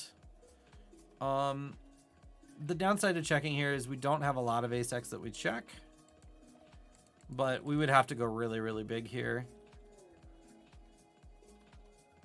DFS Brad's flatting range is also pretty condensed here to a lot of ace-x. And he doesn't have a lot of kings, queens, jacks. We block kings and jacks anyway, so we're just going to fold.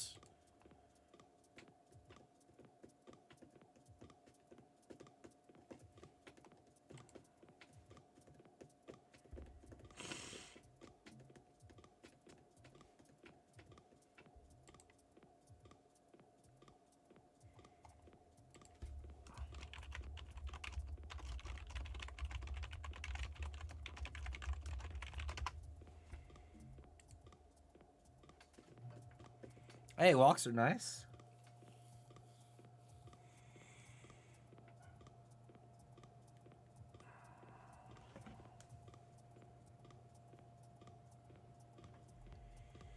I cannot wait for dinner. I'm so hungry.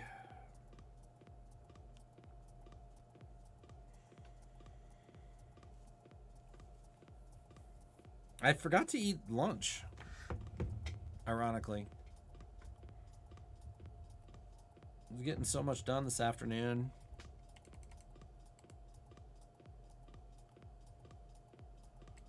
Again, really small sample size here, but guy's been a little bit aggressive. And we have 3 bullets to use, so I don't mind like getting a little splashy here. Turning this hand into a... Yeah, he's acting like he needs to go. So, we'll get that taken care of here in about 8 minutes. Hopefully he can... Really dry board here. We get to go really small. He just bombs it. It should just always be an overpair. Which we weren't going to get to fold really with any sizing.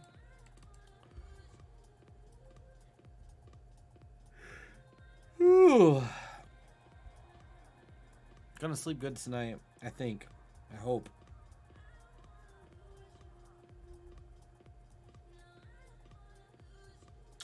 Hit a set versus 2 punters may be back in the lead. Currently in 16th with 42K. Don't see anybody ahead of you right now.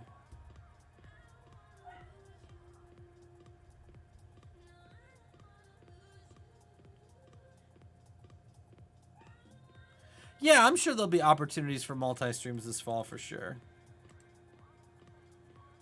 I haven't done one in a long time, so have they done the whole like, I know partners had the ability to like, it was built into Twitch.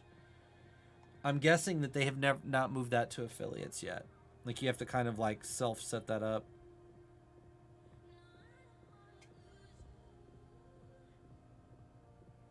I can't believe the housewarming has 1.2 million to first.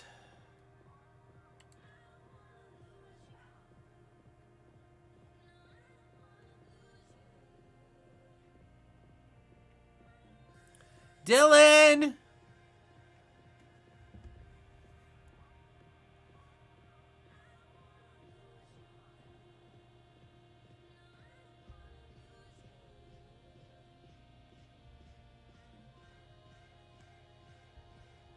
We may go to break like a minute early. Only because for some reason, if he really does have to go, I don't want to go up and clean up a mess. This is an easy squeeze for us here.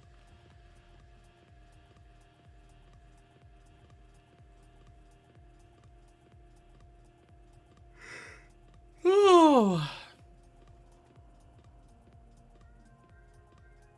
No, I tag everybody that I know in the stream with blue. It says Reg, R-E-G.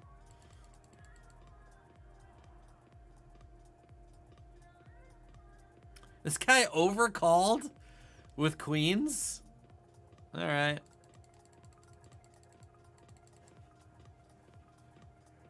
That's a bit on the passive knit side. Good luck to DFS Brat. We're gonna fire another bullet here.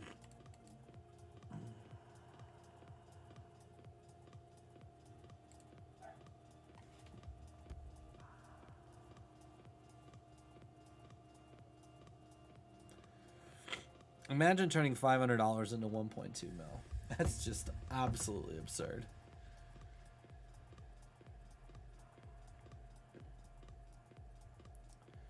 Imagine running good enough to turn $500 into 1.2 mil.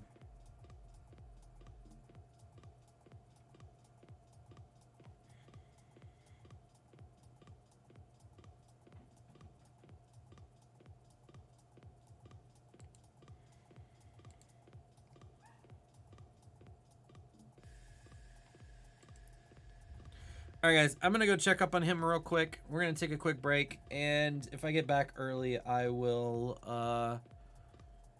come back from break early so that we don't go for too long. We'll be right back.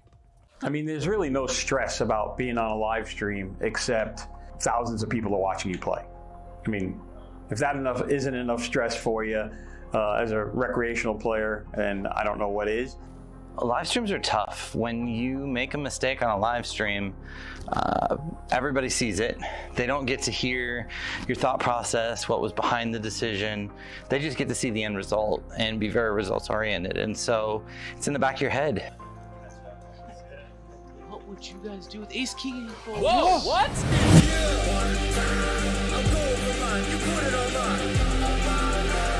You better believe they're looking for me. I'm going for mine. You put it on mine. You better believe they're looking for me.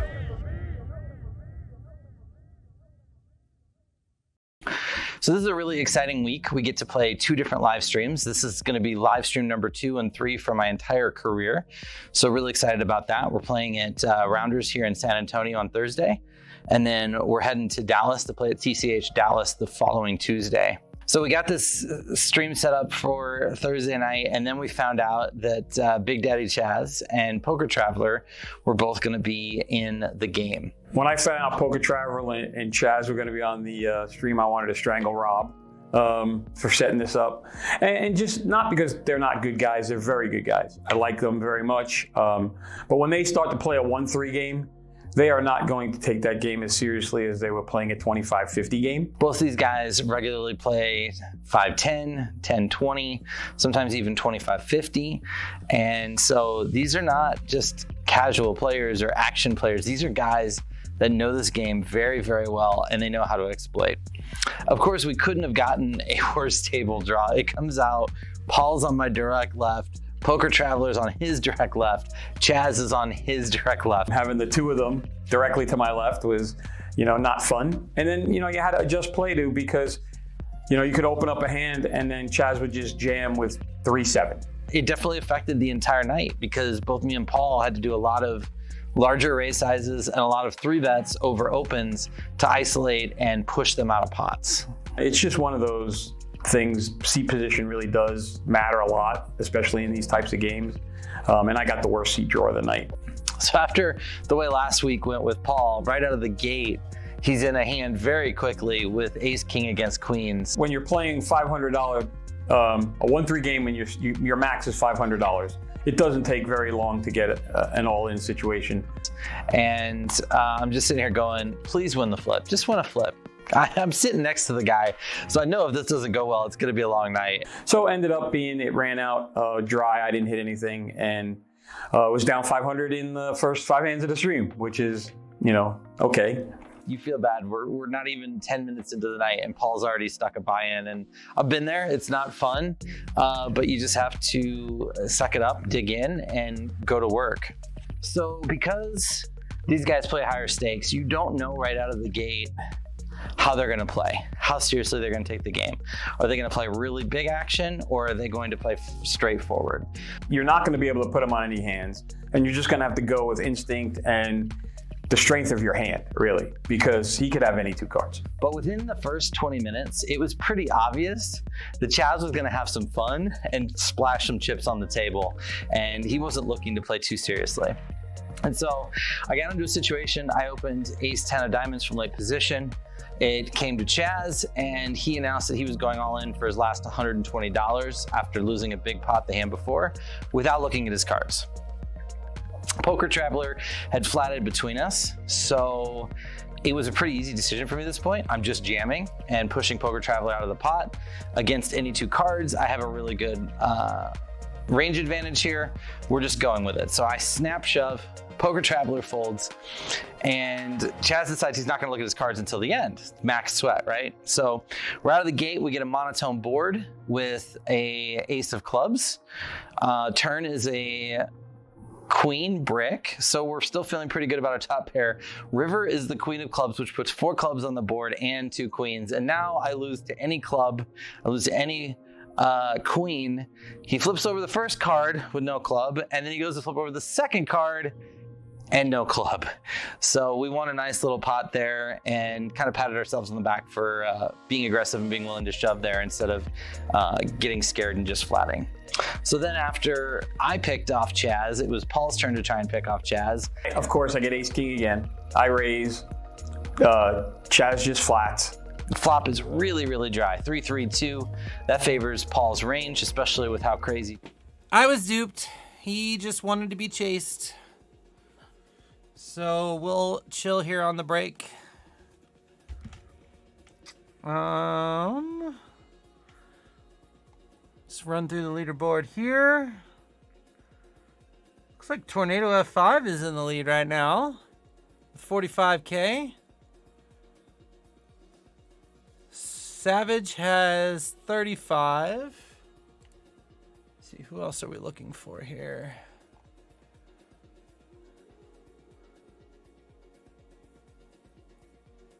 Cool Ginger has 6K. It's okay, multiple bullets. DFS Brad has 18K on bullet 2.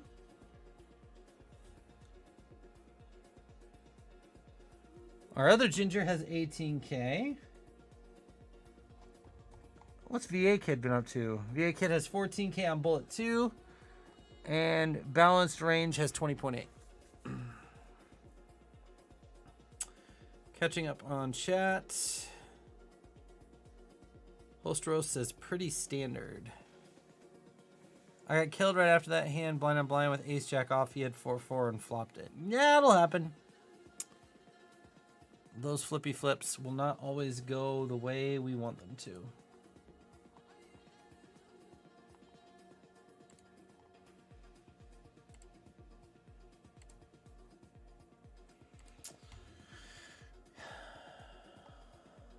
Yeah, so my first week is going to be pretty active.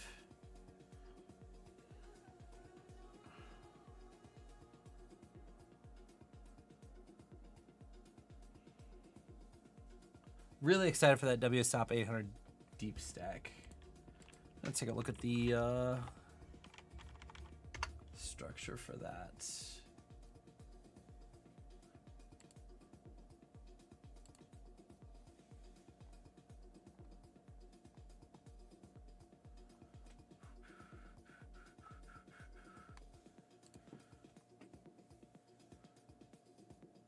That's just a 2-day event. 30-minute levels, 40K start. You start 400 big blinds deep. But it does go kind of quick after that. So it's going to play like a semi-turbo. It was 269K to first last year.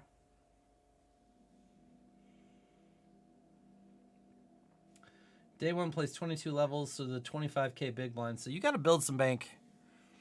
The nice thing about events like that is you get to kind of like play a little aggro. Like if you really want to like give yourself the best chance, you definitely need to loosen up, play aggressive, like take chances early, try to build big stacks. Cause like the thing is like, if you just want to try and win flips, good luck. You're gonna have to win like a billion flips if you just like play down to 8 big blinds and just constantly try to double when you get super premium hands. Now listen, sometimes just the way the tournament goes, you do end up with 8 big blinds, and it is what it is. And when you get to that point, you have to be smart and pick your spots. But your goal is to try and avoid getting to that spot for as long as possible. So that's a tournament where we come in 400 big blinds deep, and we very quickly assess our table, and we play crazy aggressive, and try to stack off as much as we can while we're deep stacked and try to spin up a huge stack early. Dinner break is after level 12, which even like you make the dinner break, you like even if you don't accumulate, you still have what 10, 12, 14, 16 big blinds coming back from the dinner break. That's not bad. But it really speeds up after the dinner break, so. That's also a later start. Beat Money, thank you for the follow. It's a later start, so kind of nice to, after Saturday, to have a little bit more time to get situated. Probably will register that tournament early since we only have a 1-day event on Saturday. We won't be, we'll be playing that no matter what on Sunday, so. And I'm only firing 1 bullet at that because it's an 800. If we bust that, like if we take a bad beat early and we just bust early, we're going to hop in the $400 online bracelet event. That's another thing I need to do. I need to fund my WSOP account. I can do that from here, though, I think. I just can't play. Maybe I'll do that tonight. Throw a little bit of money on there.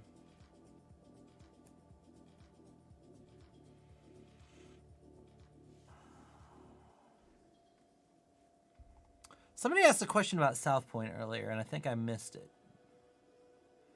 Is South Point really as bad as everybody says, like the crowd of people? So South Point and the Orleans, and to an extent the Golden Nugget, are places that have a lot of recreational regs. In other words, these are people who have retired. They just play poker full time for fun. They don't need to make any money to pay their bills. They have, you know, a good retirement or whatever. And some of that crowd can be a little bit centric. They can have a little bit of a I own the place mentality. There's a lot of buddy clicky kind of camaraderie amongst that group. And so it can definitely lead to some situations where like there'll be 15 people left and they all want to chop 15 ways. And you know, like it can lead to some situations where they put pressure on people. There was an experience I had at the Orleans where we were final like 17 of a tournament and I was chip leading.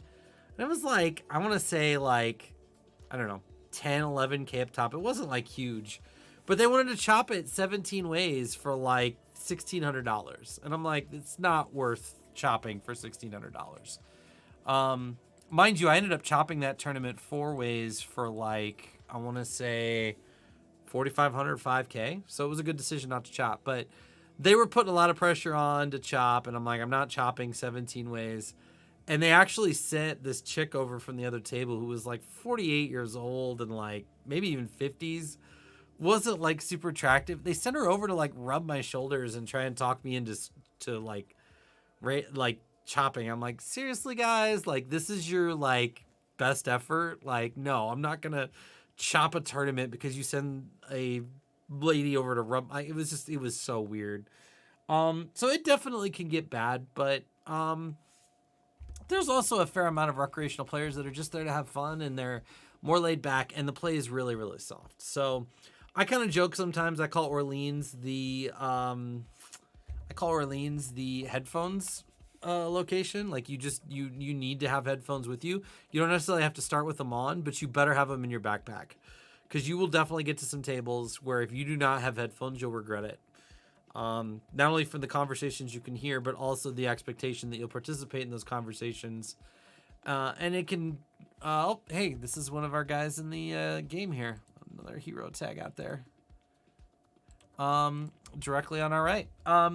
It can range from people just like telling inappropriate jokes to talking politics to coaching the table on how to play poker, even though they have no clue what they're talking about. It can get a little cringe, so it's a little hit and miss, but I just tend to bring headphones and wear them when I need to. Sometimes I will put them on and pretend I'm listening to something so people won't bother me, but then just not have anything on so I can still listen to conversation if the table's giving good information away. Gotta check back this turn. Again, this turn doesn't really change much. And not really a good card for us to double barrel. This card's better for his range than it is for ours. And we'll just get out of the way. So yeah, that's kind of my take on South Point. 37 minutes of late reg left.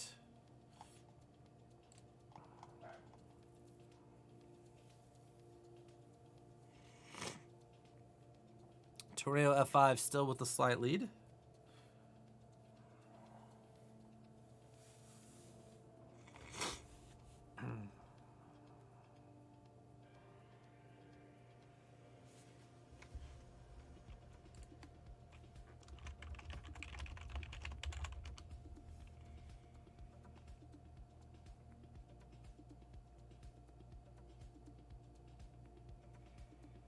Maybe I'll play a couple jackpots tonight if we bust while we're sweating everybody.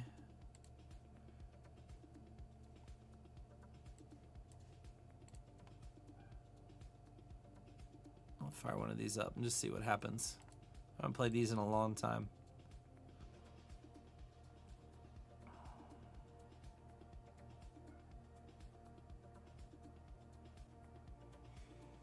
These fives are going to be getting in.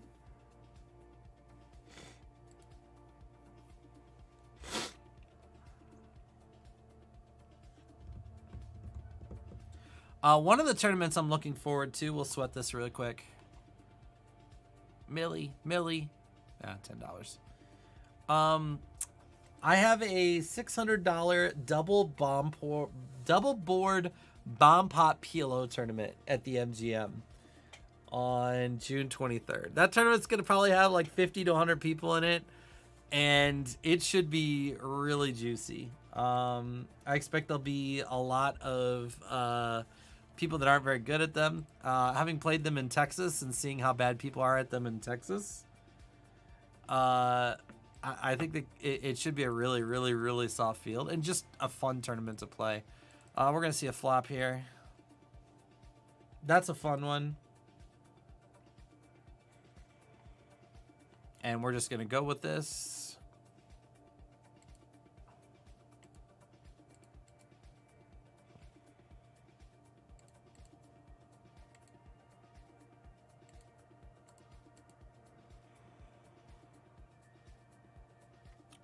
That's a really weird call there for almost your entire stack with second pair. We'll take it, though. Not a good call multi-way, I don't think. We're not really bluffing there very often. Maybe hands like Queen 10, which he doesn't have great equity against anyway. And he's also got a guy behind him to act who is... I think with our stacked ups, he can still have some traps.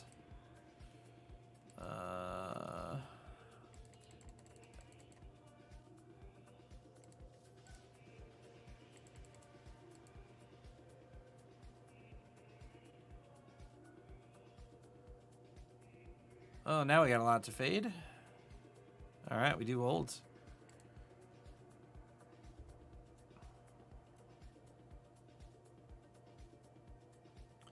Had a guy yell at me saying he won like 2.3 lifetime, then I finished my way to his stack, and I'm like, I had flopped the nuts with the nut straight. Yeah, the most tilting are the guys who like tell you exactly what you had, and they couldn't be more wrong, and you have to resist the urge to like correct them. Like, cause you'll get these guys who be like, I know you didn't have shit there, or they'll be like, you had the nuts, I know you did, and like, it's so tempting when they say it with a lot of like cockiness and they've been kind of rude to the table.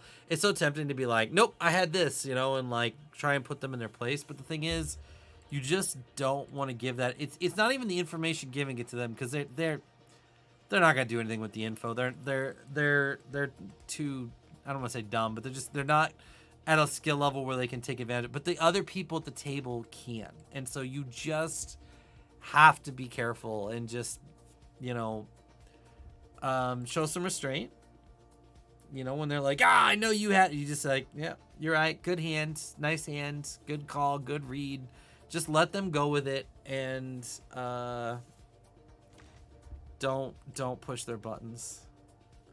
I have 42K now, nice. My favorite story at the Orleans was playing a limit tournament and watching two senior citizen ladies almost get into a fist fight.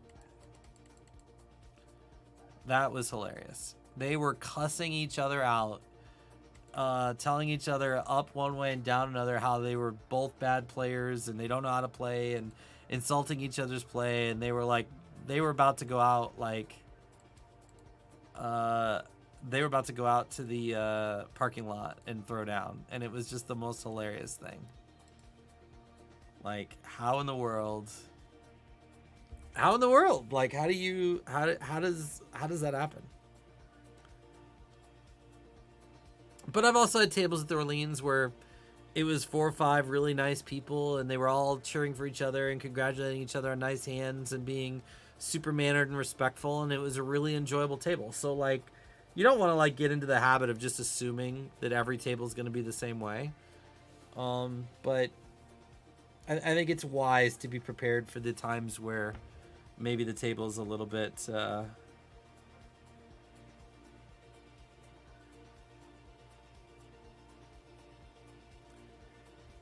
spicy. Don't mind coming along here. Not a board we get to do much with. If we get a really tiny bet, we could maybe like peel, because we do have a lot of backdoor outs, but that's a little too much. Like quarter pot, I might have peeled one off. Maybe.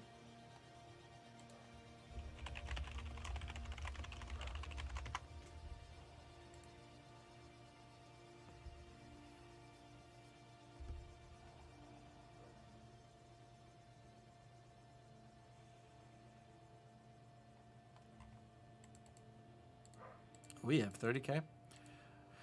Kind of weird to see a 24 big blind shove here. 33 minutes late, Reg left. If you're just joining, you can still get in this free last longer. You just need the buy-in into the $3 1K here on ACR.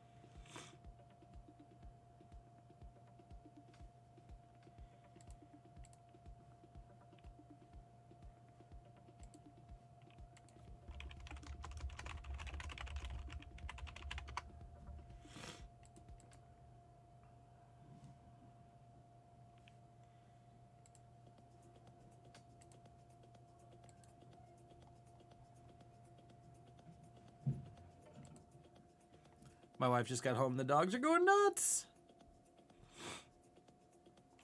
That also means dinner is here. Yes. In 20 years, you'll turn on a Twitch stream and someone will start eating dinner and the scent of the food will come through your computer.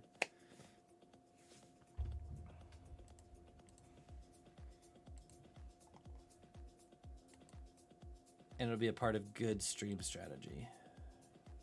Or bad stream strategy, depending on what you're eating. It's an up and down life, DFS Brat. It's an up and down life.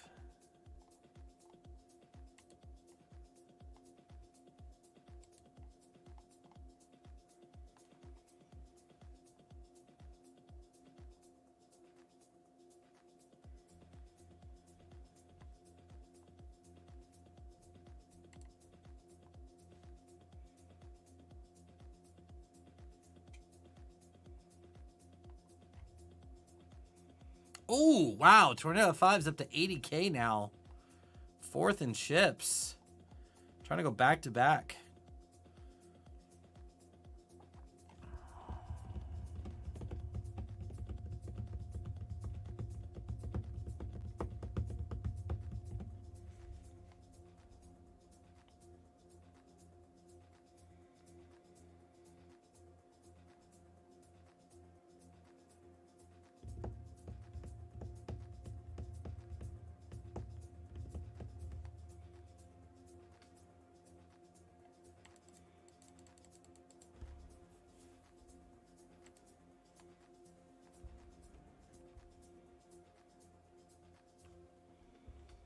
Oh, we don't get to do anything with our King 10 now.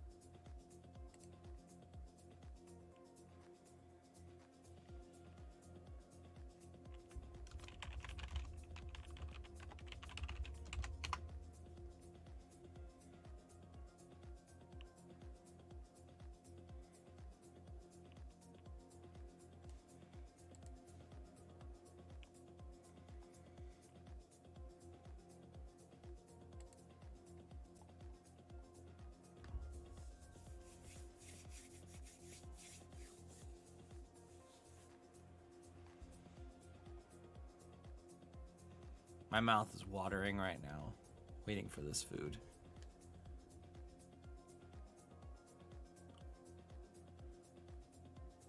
So freaking excited.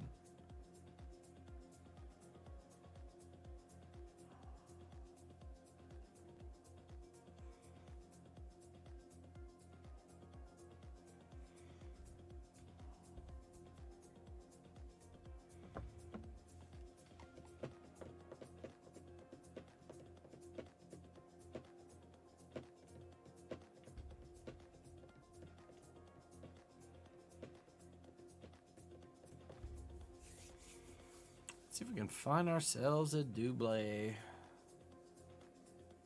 4 levels left now. Everybody's still got bullets left. That's good. Do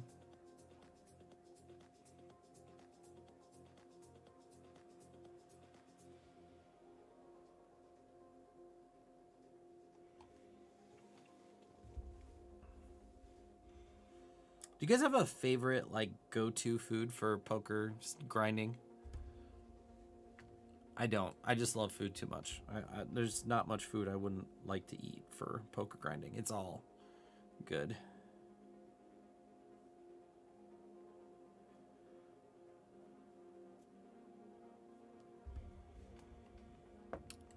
This is so close.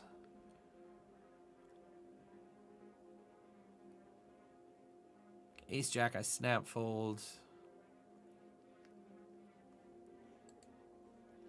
Okay.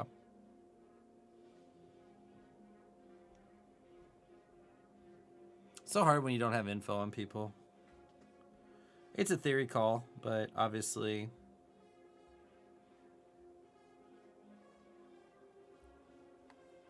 So there's our double. Very anticlimactic, but we'll take it. It gets us up to 49K.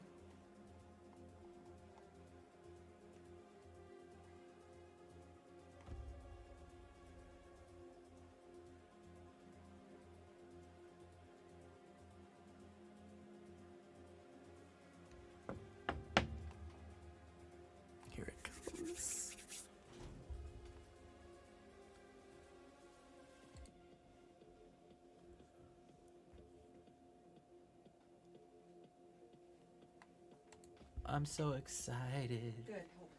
Okay. You okay? Yeah. I just don't want to spill your food halfway down the stairs. So there's a bowl of baked beans. Oh, yeah. Mac and cheese. Oh, yeah. Diet Coke. Oh, yeah. Napkin. Are you going to do any raids tonight? If I can find some good ones, yeah. Will you invite me? Of course. So you've got brisket, pulled pork, pulled chicken, sausage, cornbread, all of that, and That's something you can pull. yeah. Shut up. I love you. Gonna go eat before the dogs Mm. jump on this counter. We got storms coming. Not bad, but it's gonna rain later. Oh, chat. Oh, chat. We have pork and brisket and sausage and pulled chicken. And some homemade baked beans. Giggity. All right. Now that I've tortured you all.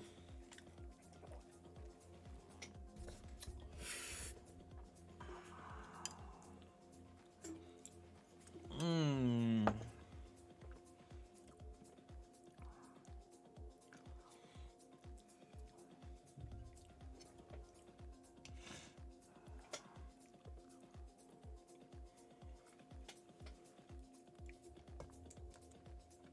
Yes'm. Two different types of BBQ sauce. I ran a kitchen for a while in a pub, and I made a root beer barbecue sauce with Barks root beer that was oh my gosh, this barbecue sauce is amazing.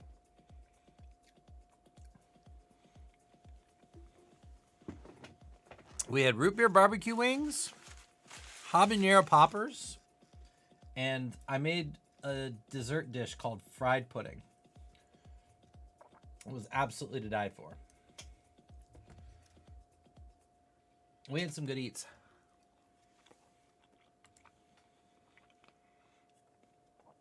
I had a thing called Fire Diaz, where I made a special cheese spread with sriracha, 3 different types of cheese, some other secret spices that we make quesadillas with. And we served with a creamy sriracha sour cream too, and oh man. The food was great. I just didn't know anything about running the business side of it.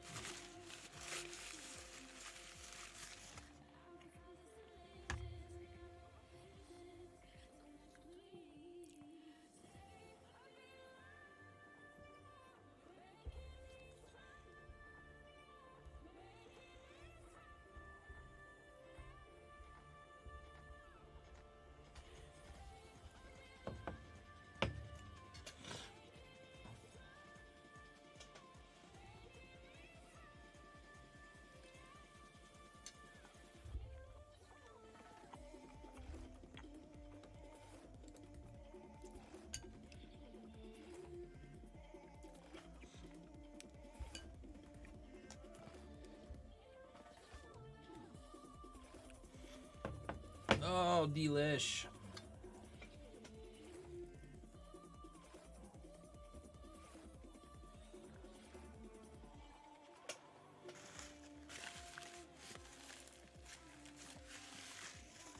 All right, we got 24 minutes left. If you're low and you got bullets to fire, might be time to start firing those bullets.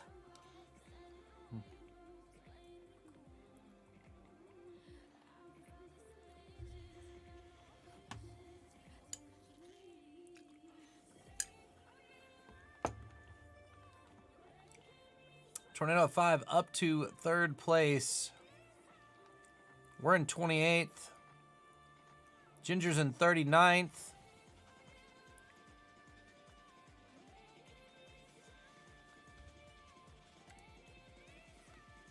Balanced range is in 57th.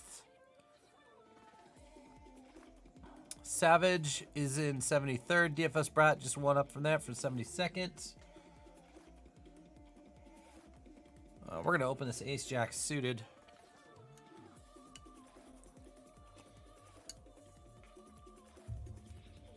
But it's not where you start, it's where you finish.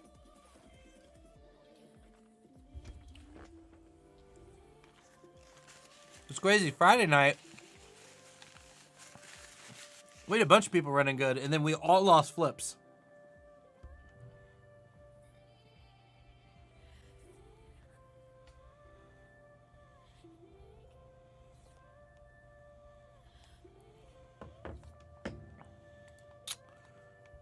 We're gonna go like a weird half pot. I don't use half pot very often.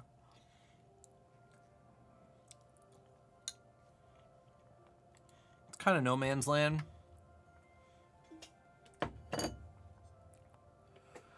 So weird river.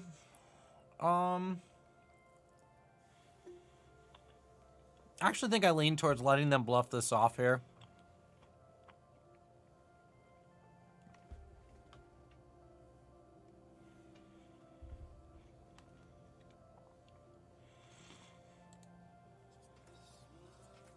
Nice. We let his king of clubs hands all bluff there. He doesn't, I mean, obviously he can have a 9, but like him calling 2 streets with a 9 is not super likely. And when the river's a 9 too, obviously it makes it harder for him to have one.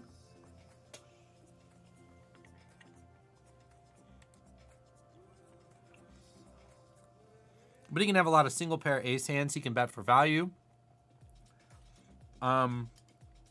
With the paired board, he can even like debate taking like hands like ace 10 and going really big because he wants to get chops to fold if you have a really weak ace. So I think he's got a lot of hands that are worse than our hand that can bet for value and even potentially go big and bet for value. And obviously he has some bluffs too. So I think going for 3 streets of value there is ambitious. Check calling is a good thing to do there. Don't look now, but we got 89K.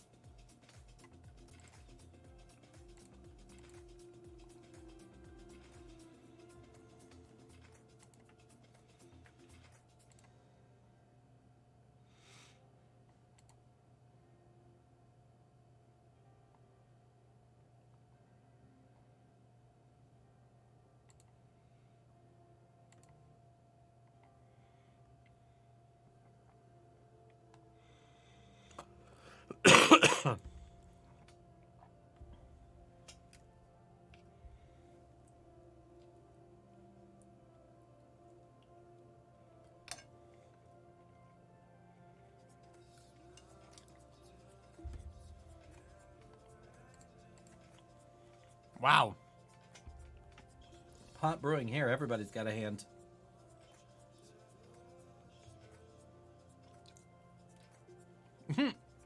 King 6 suited.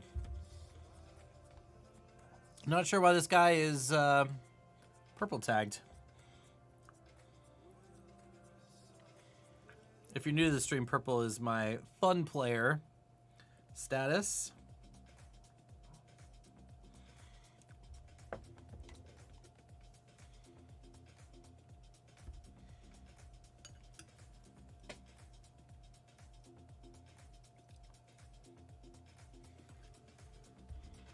Happily gonna rip here. Wow, he actually had a hand.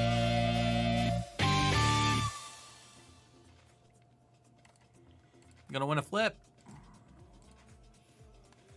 Oh, 20.5 gifted a sub to the magician. Thank you, Mom.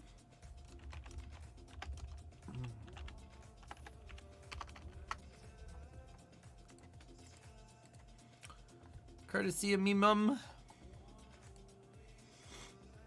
Wow, we're second in chips. Y'all gotta come get us today.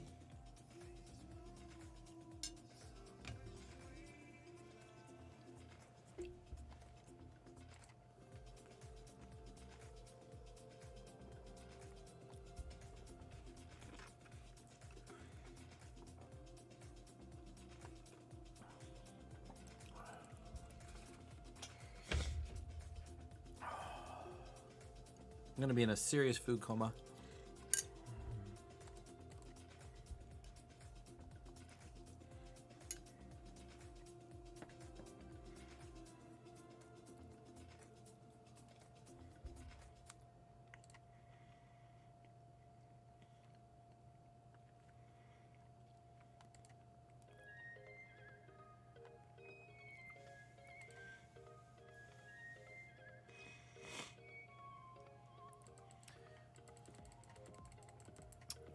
Got to disconnect. Site's running a little bit slow for me right now. Anybody else having issues?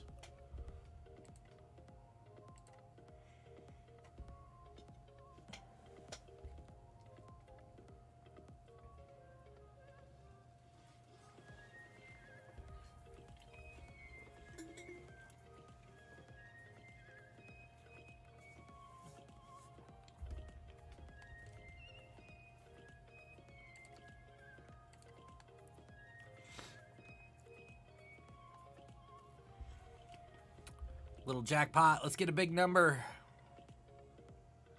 $8. All right.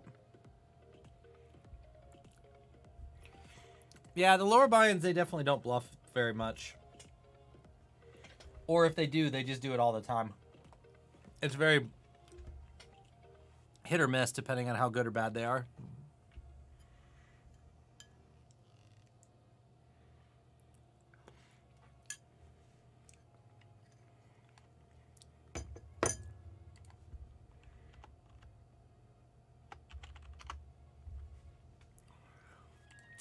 We can open this.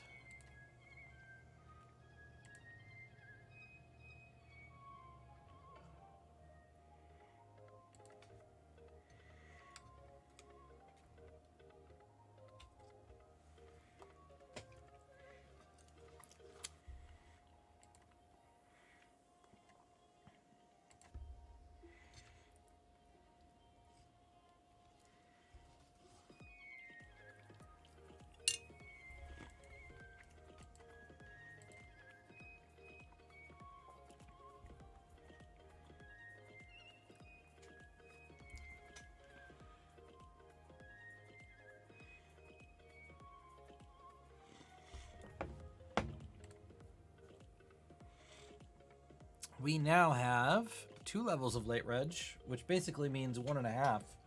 12 minutes to the end of late reg. So get those bullets in.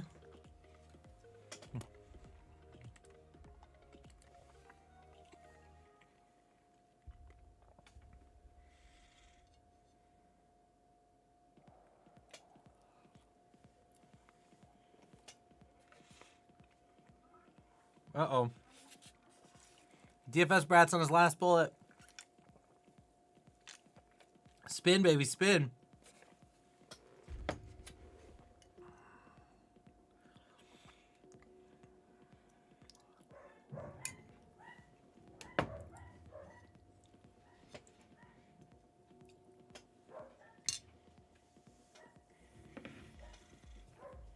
I don't know what the dogs are freaking out about.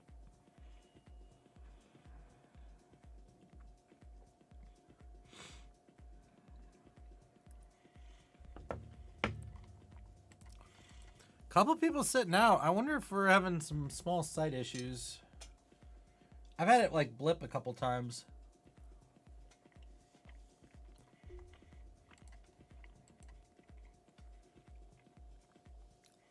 Savage says he's having a little bit of lag too.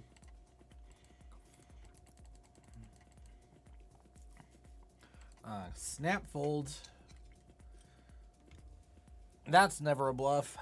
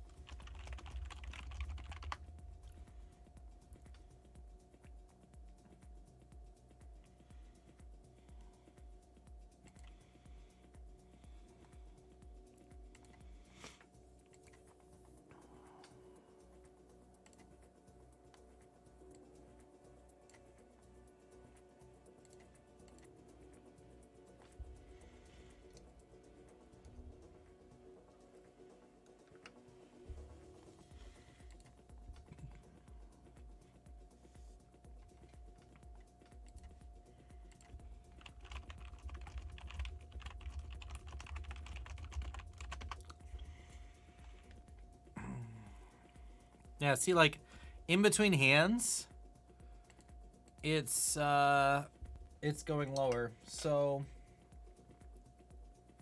if we do somehow end up with the sight going down, we'll just have to take whoever had the most chips. That's the only way I can think to do it, because unfortunately we won't be able to do another stream before I leave. But hopefully that's not the case.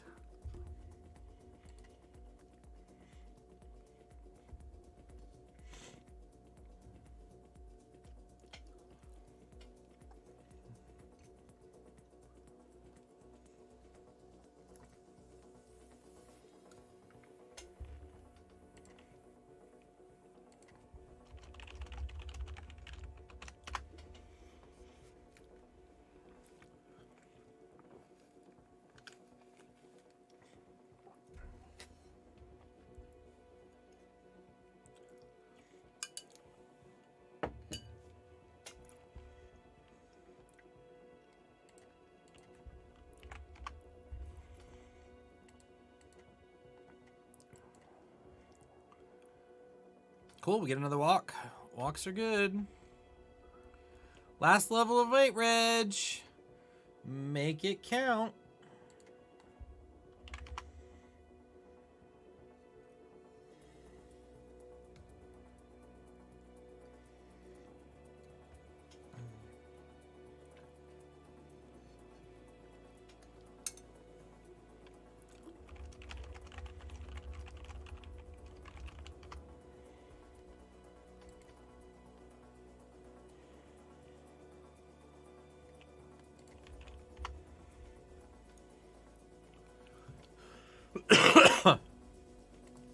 We're going to put an open in with any 2.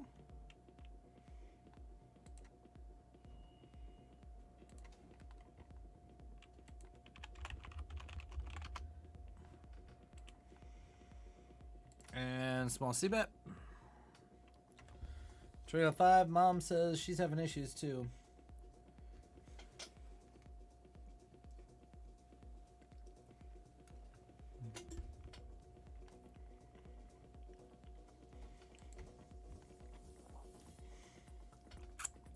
Gonna check back. Hope that he's passive enough with all of his flush draws. He just rips it.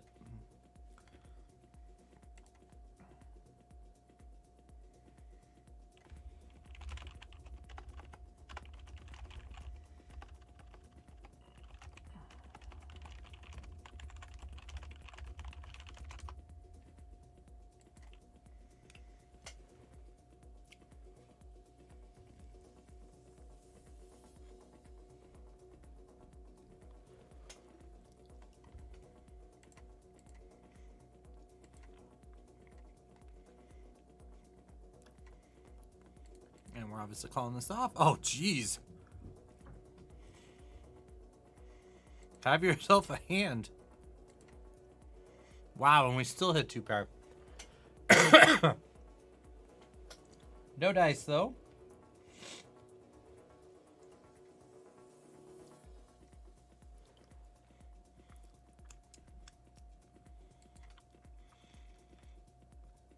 DFS Brat says his connection is fine.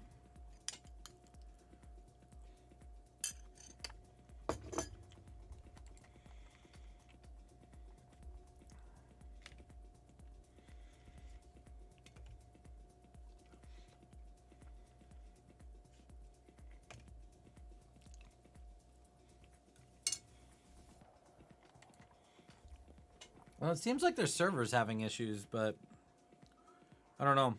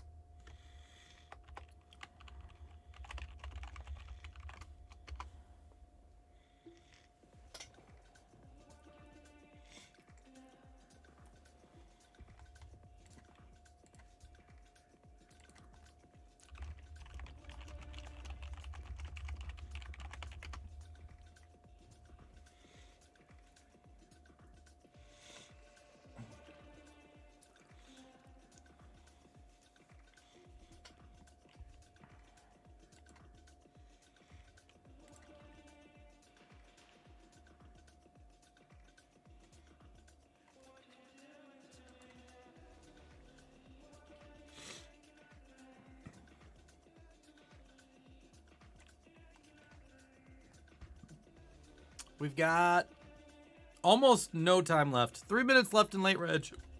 But remember, we're on a 3-minute delay, so by the time you hear this, you're basically going to be at the end of late reg. Good luck, everybody.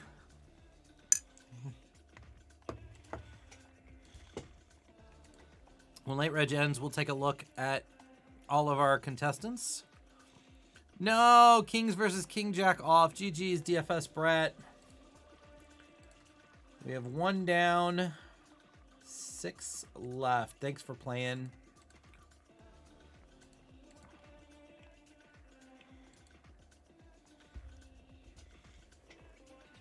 Some days you're the bug, and some days you're the windshield.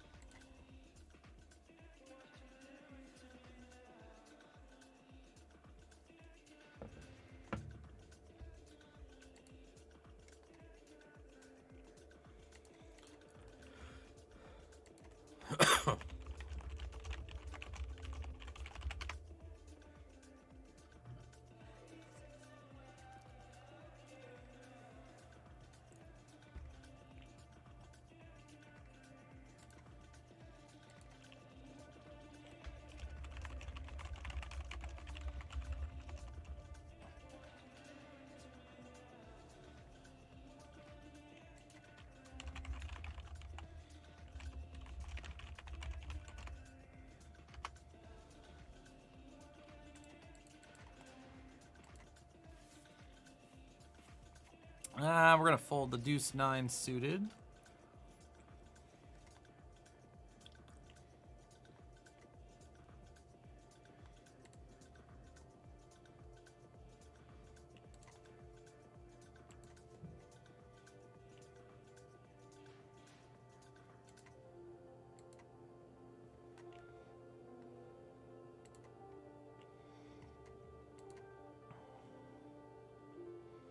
Be out of late reg here in just a minute.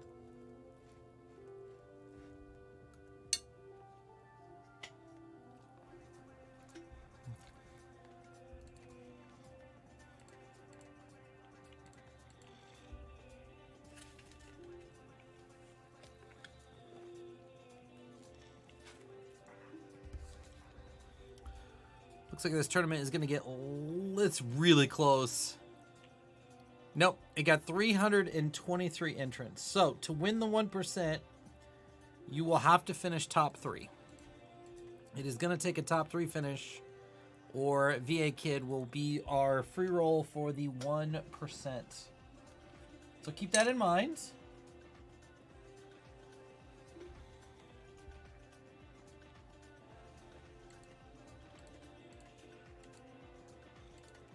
Right now we have Savage Poker with 40K.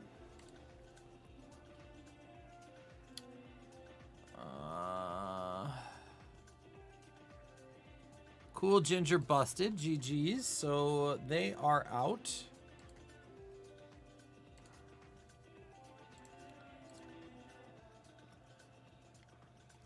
Ginger has 33K, second bullet.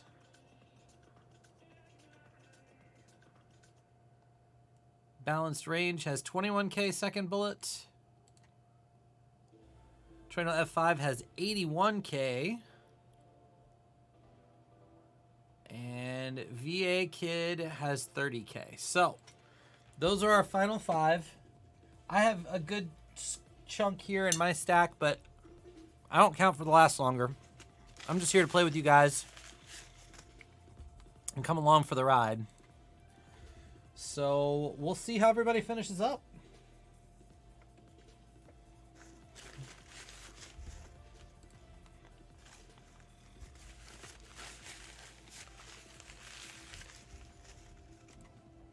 Caplock's tilt is real.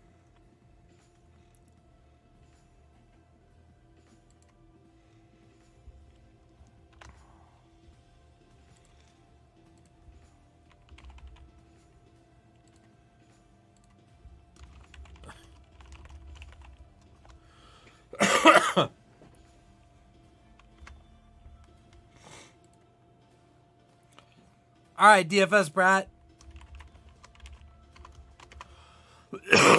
Good luck, buddy.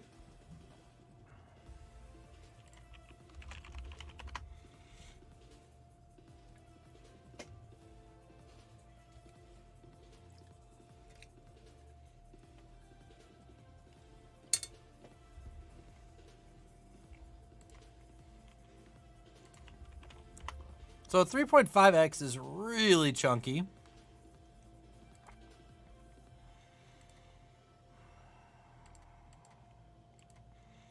It's close, but I think we can still make a call. We just need to be really, really careful on flops. Wouldn't hate a fold either. If you're out there and you're like, I'm folding there, that's fine. That's why it's close. A little chilly down here all of a sudden.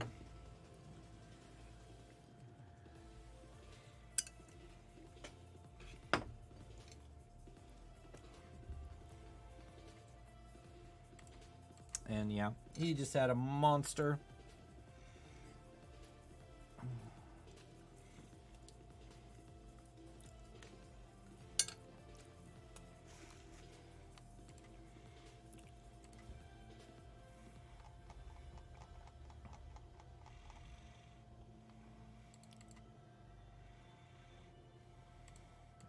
Getting out of the way with the 6-7. Whew. Slowing down on this food.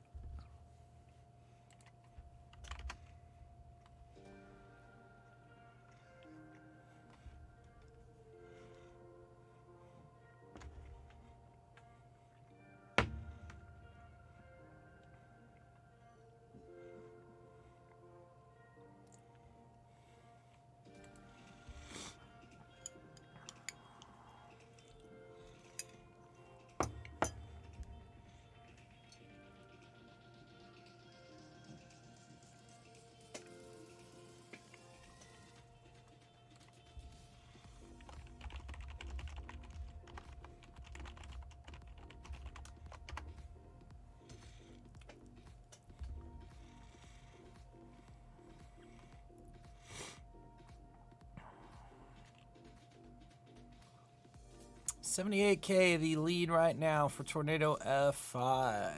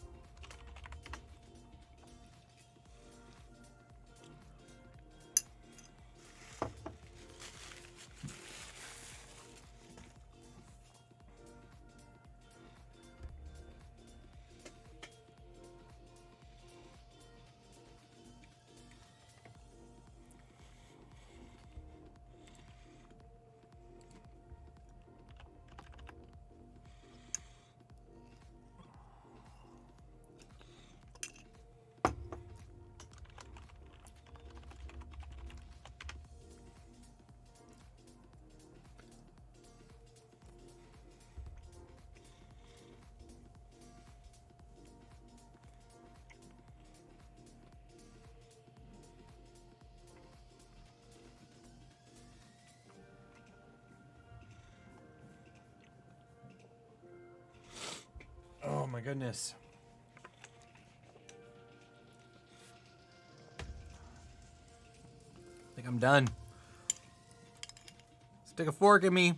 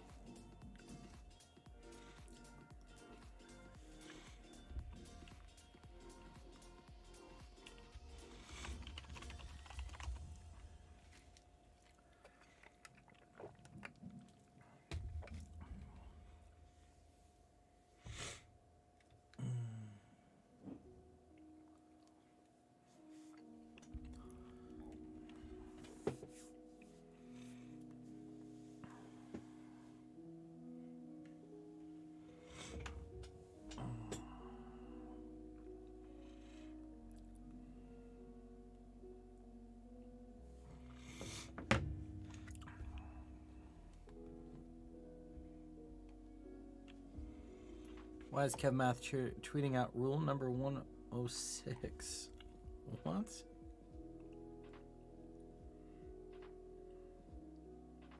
Oh, that's the large chips on top or in front.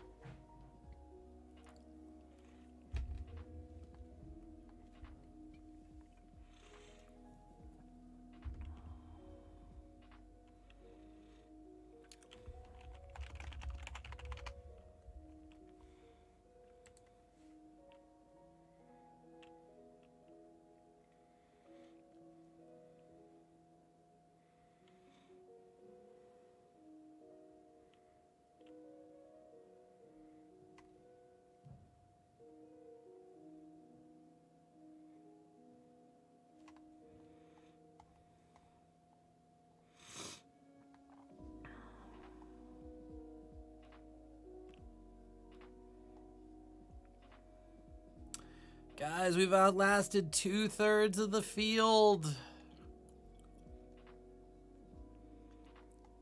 45 are going to get paid in this one.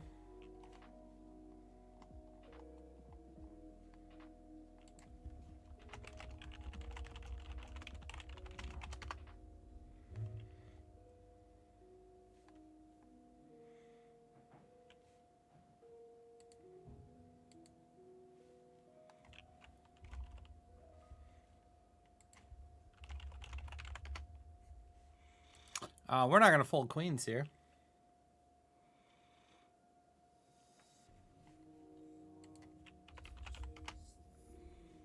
We're still not going to fold queens here. We're going to play for a big pot.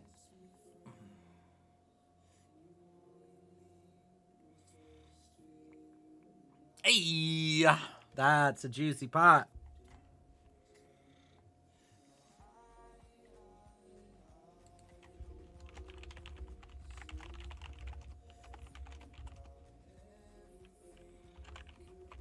And we get 2 heroes at our table.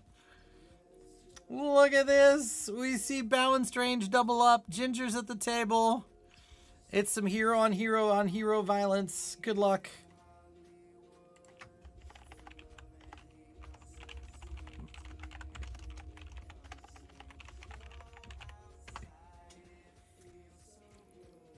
Oh no, Ginger hits the ace. Hold. Look at that. After the way that Ginger ran in the first two, she deserved this.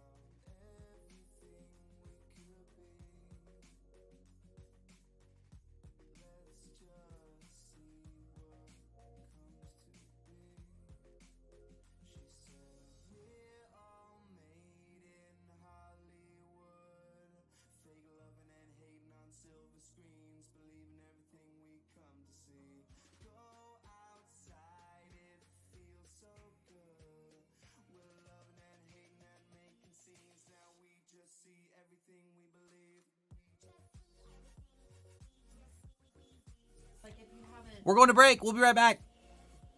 I mean, there's really no stress about being on a live stream except thousands of people are watching you play. I mean, if that isn't enough stress for you as a recreational player, and I don't know what is.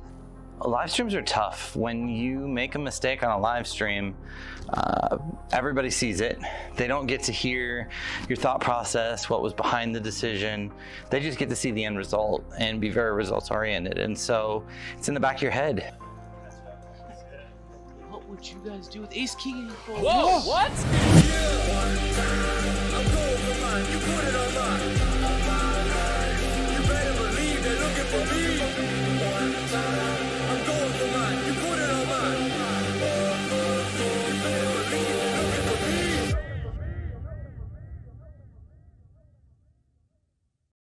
So this is a really exciting week. We get to play 2 different live streams. This is going to be live stream number 2 and 3 for my entire career.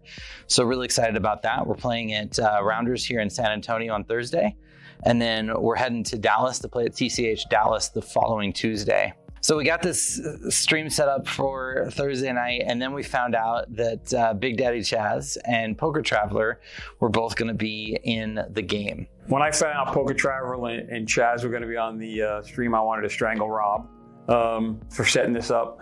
And just not because they're not good guys, they're very good guys. I like them very much. But when they start to play a 1-3 game, they are not going to take that game as seriously as they were playing a 25-50 game. Both these guys regularly play 5-10, 10-20, sometimes even 25-50.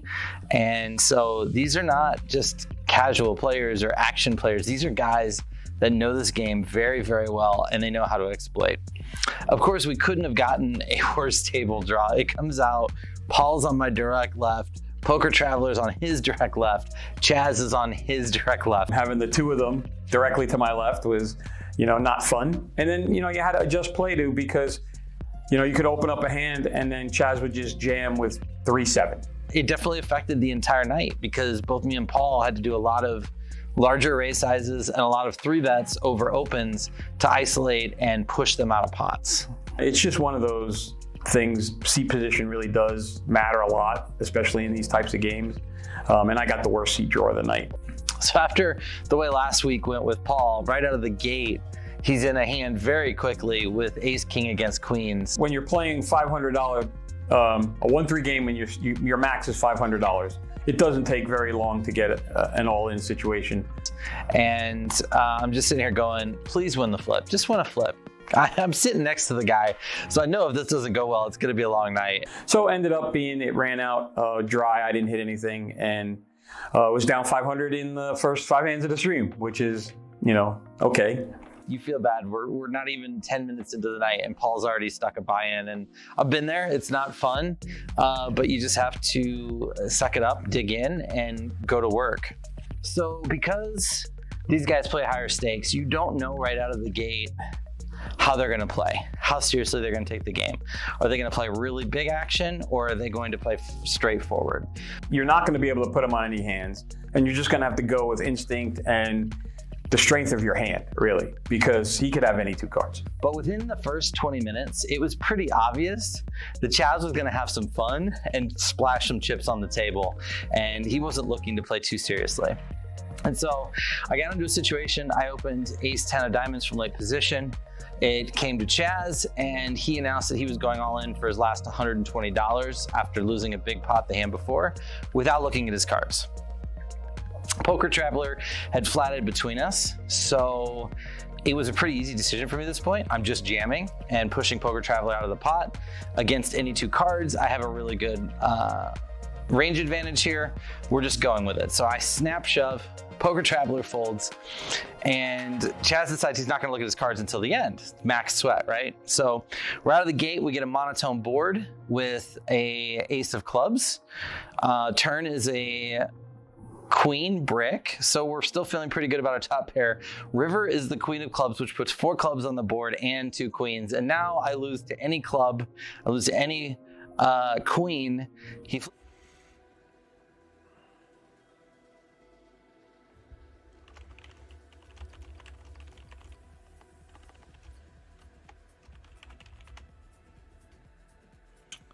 All Alrighty. Taking a look at that leaderboard. We now have Ginger with 110K in chips. We have Balanced Range with 91K. We have Tornado at 5 with 81K.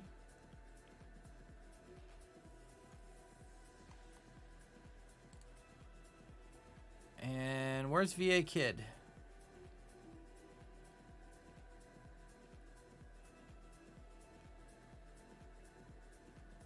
Where you at, VA? VA Kid has busted. GG's VA Kid. So, just like that, we're down to 3. 2 of them are at our table, which is great because we can just watch all the action right here. Balanced Range in a hand right now.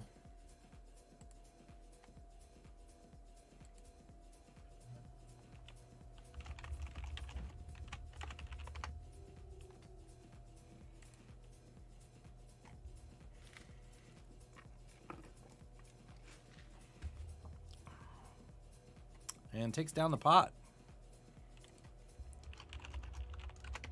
Could be sweaty. And we have, you know, a few chips here ourselves. Sitting on about 166K.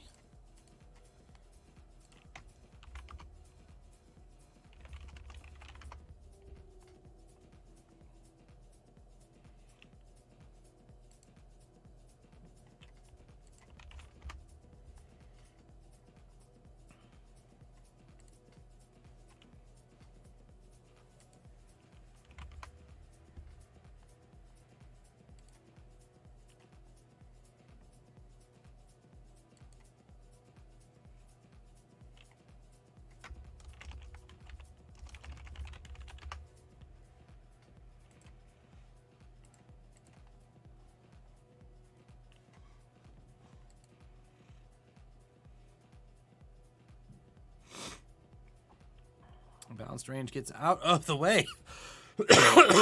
Excuse me.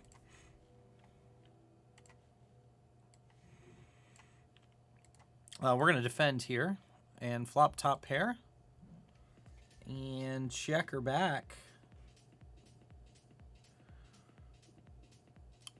And we're going to go ahead and raise this. A lot of sticky turn cards for us. We think this range from him is pretty weak. This could be a lot of king, queen, queen, jack type hands. King, queen, king, jack. Like all those kind of like gut shot straight draws. Queen, jack probably goes bigger. So we're going to go a little bit over half pot here. And we take it down on turn.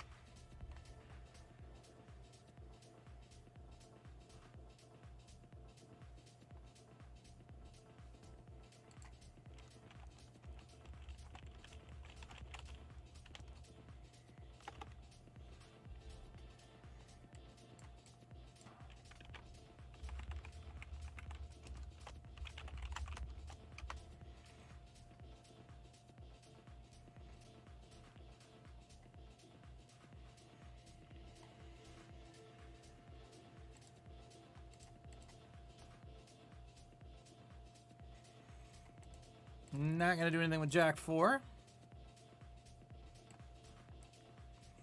So over here on table 2, we've got the other table here. So we'll change the title on this. We got Tornado F5 over here on the left side. So we've got everybody between the two tables. And we'll just go back and forth with it.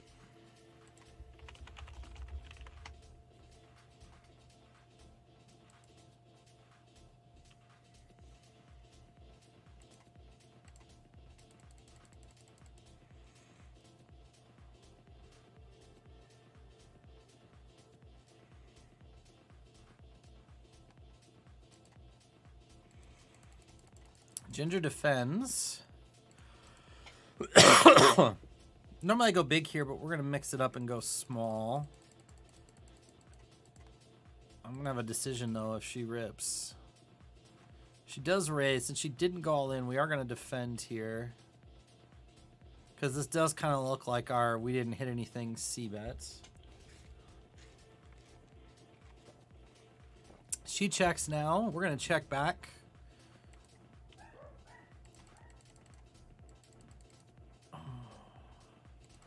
And we're just happy to show down here. Ooh, she had it. She had it. Very nice. We're going to open again here with the ace-queen suited.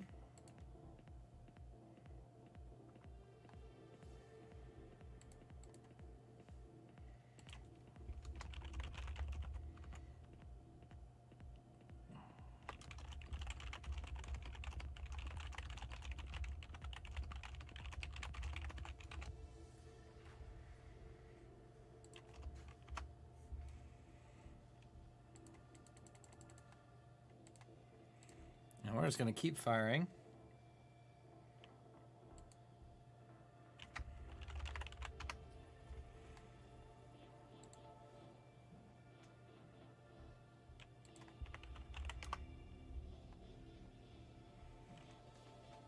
Uh-oh, Ginger is all in. This looks strong. She's going to run into 10s, though, unfortunately. Can she spike a 7 on the river?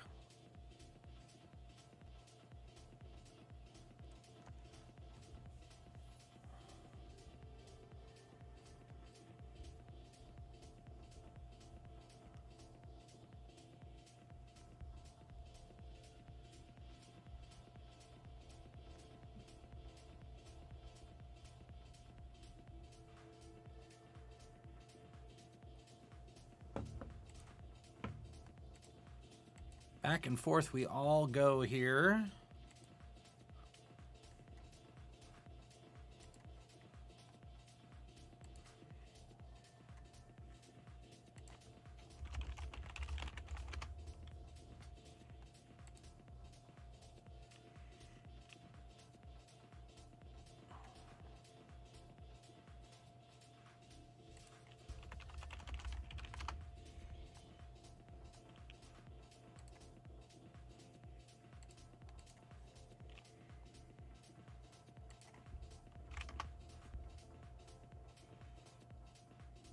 Got Tornado F5 and a big pot here. 3-bet pot.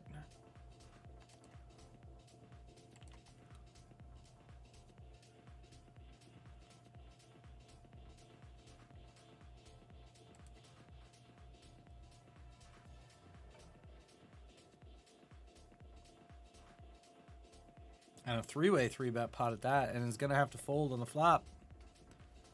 Still 13 bigs. We're going to see a cheap flop here.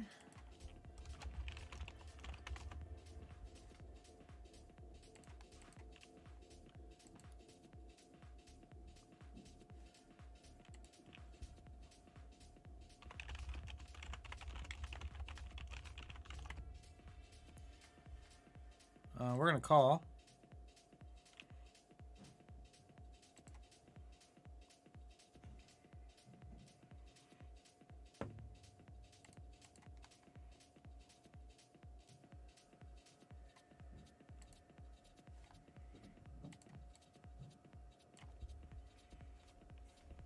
We're going to block or bet this river.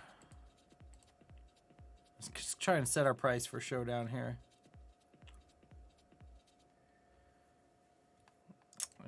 do just take it down. Gets us up to 179K.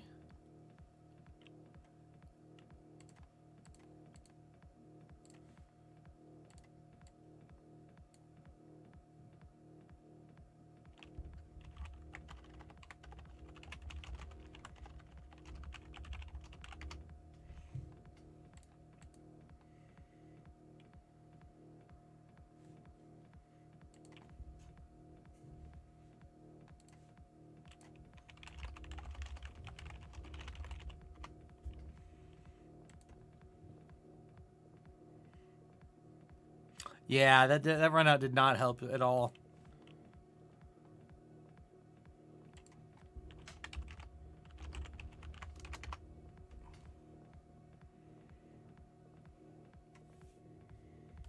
Tornado F5 facing some heat here. And has to fold to the all-in and the jam.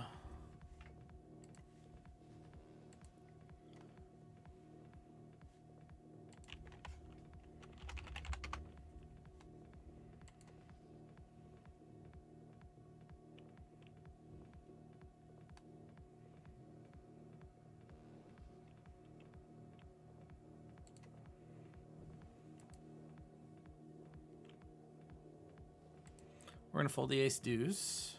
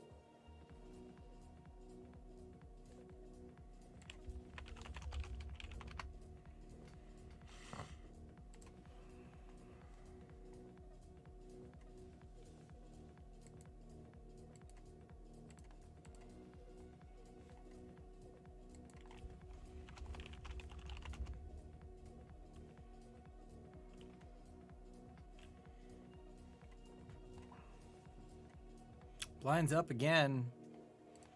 Goes kind of quick in this one.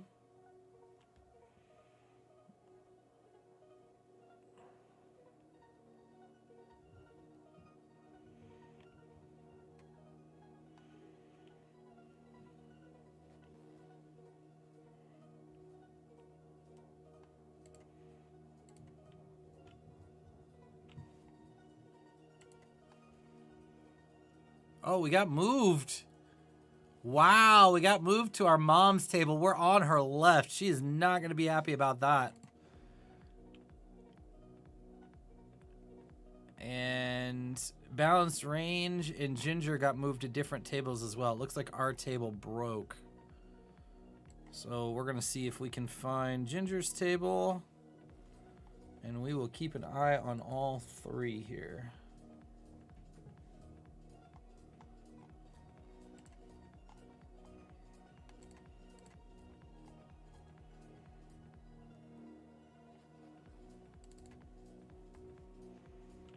There we go.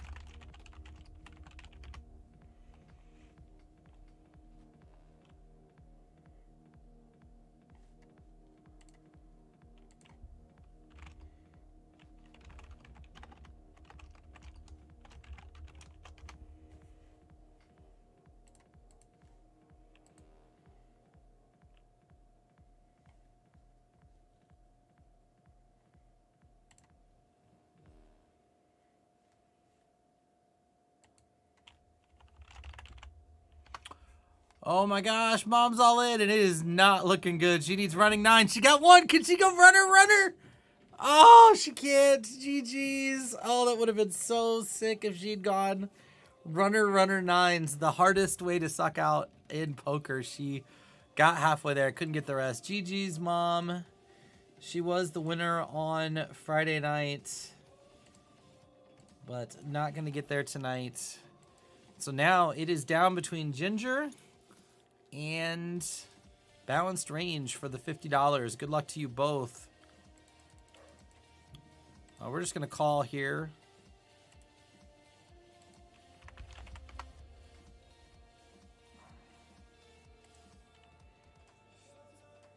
Looks like Balanced Range is shoving. We'll flip over there for a second. Gets it through. We called the small flop bet. Turns a king, not the best card for us, and he bombs.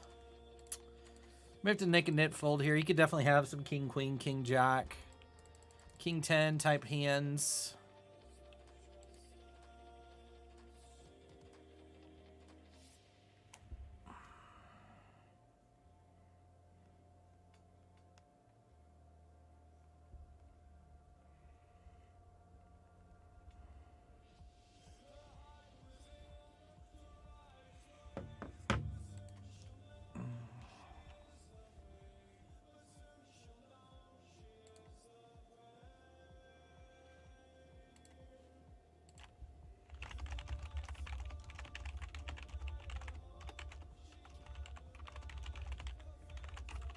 Ginger's like, glad I'm off the table.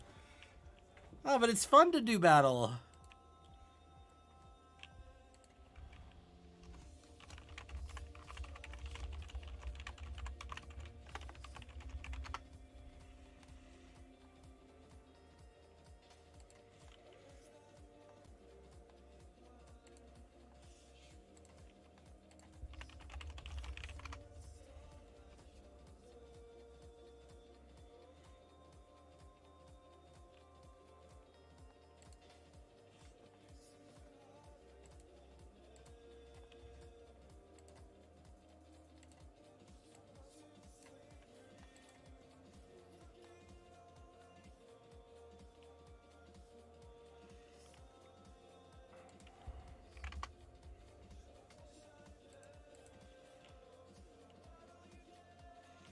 And now we have Balanced Range at our table.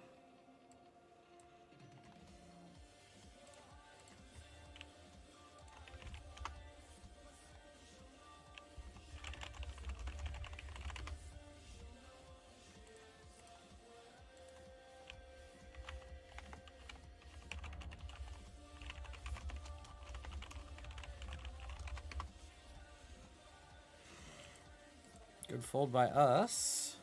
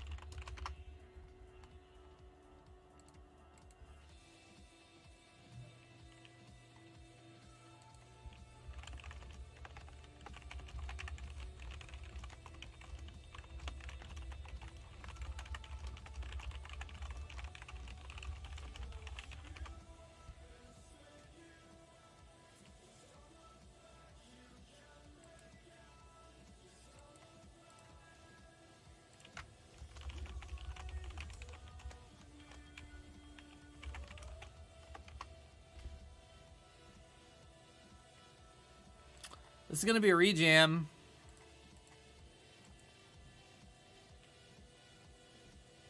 Balanced Range and Ginger, almost identical stack sizes right now.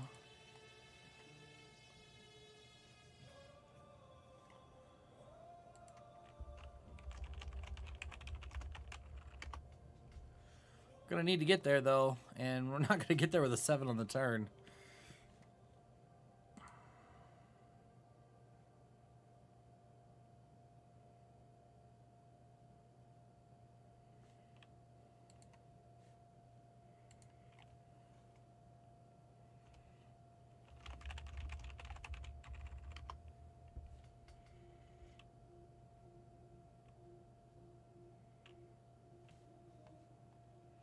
Wow, on the other table, Ace King suited sucked out on aces for a 71 big blind pot. Jeez.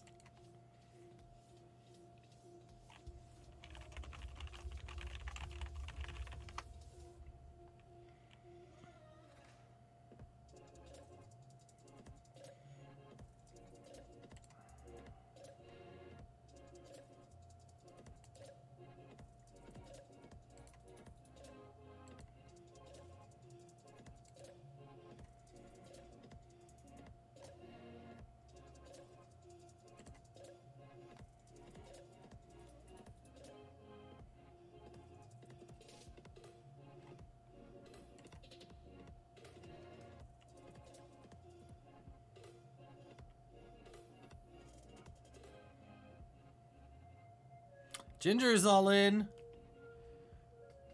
Her outs are covered by the Ace King here. Just has to fade a 9 to wick up a half the pot, and does. We'll get a little bit of profit there. Up to 27 bigs. We're gonna fold.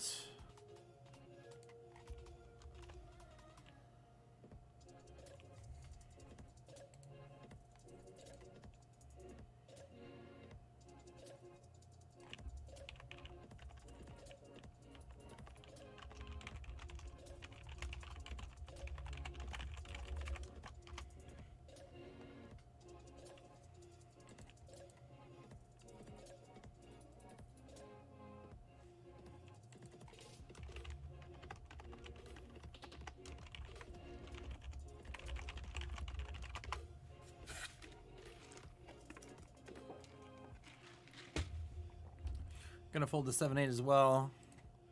A little tighter now on $20.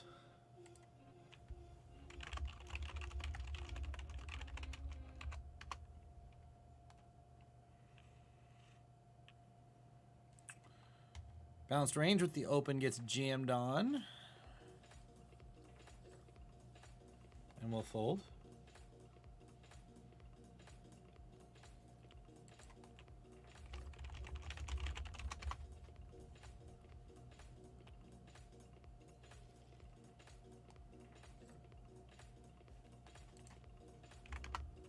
We will definitely open the King Jack suited.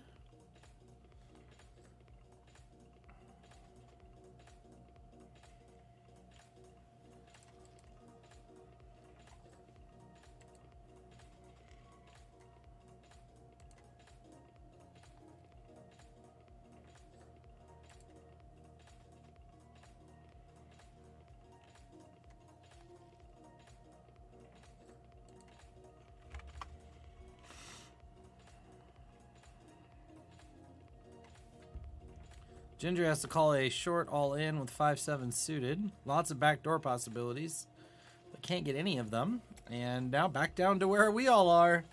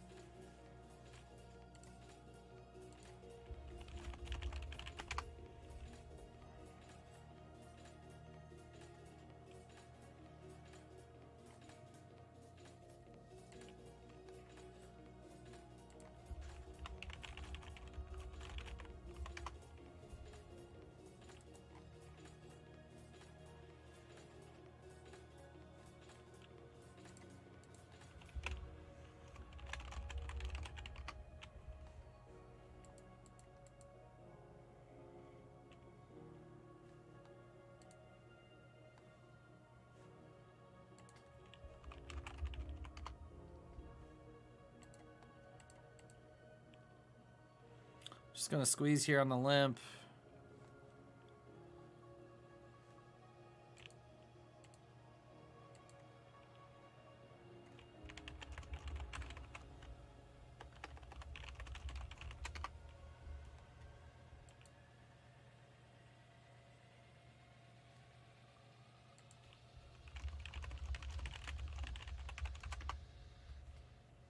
Now the guy limps button and then jams 34 bigs from the cutoff. Got it.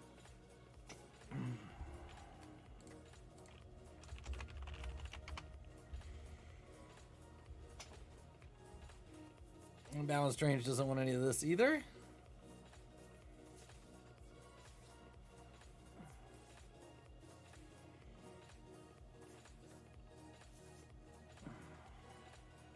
$52 left, by the way. We're 7 from the money.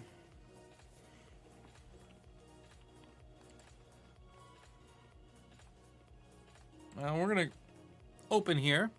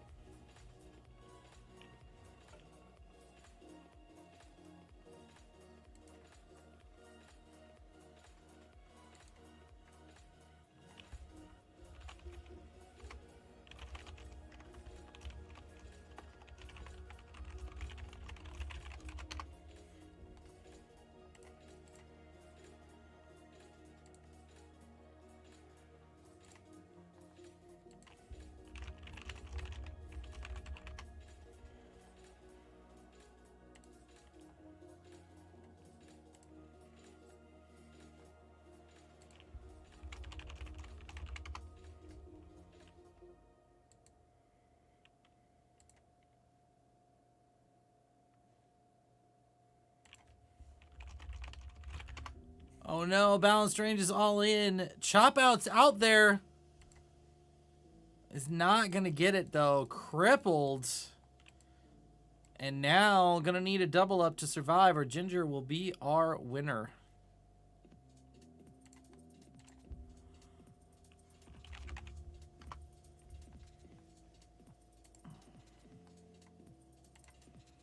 Hopefully he doesn't pick this hand, he or she, because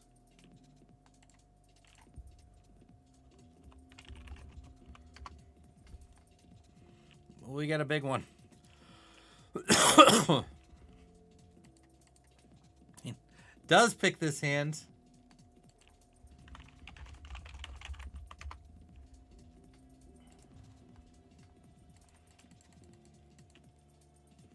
Good luck. Oh, gonna need a 10. Or a jack. And isn't going to get it. GG's Balanced Range. Ginger is going to be our winner. Fortunately, Ginger is going to lose a pot.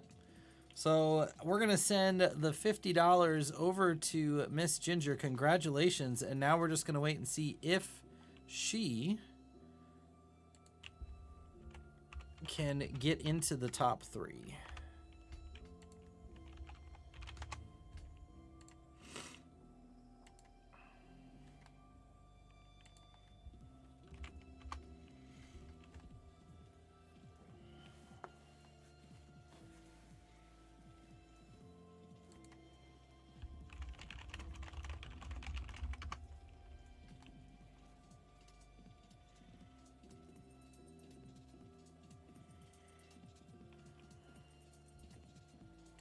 Well, we lost her table.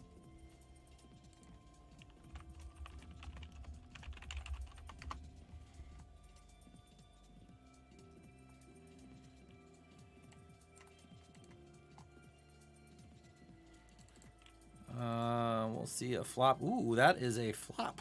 Oh, she's on our table. Well, that works.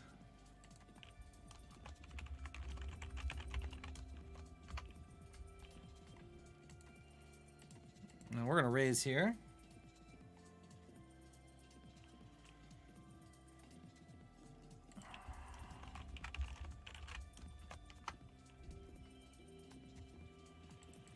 And I think we only have one play here. This board's wet enough, we just have to go for it. We can get called by 7x, flush draws.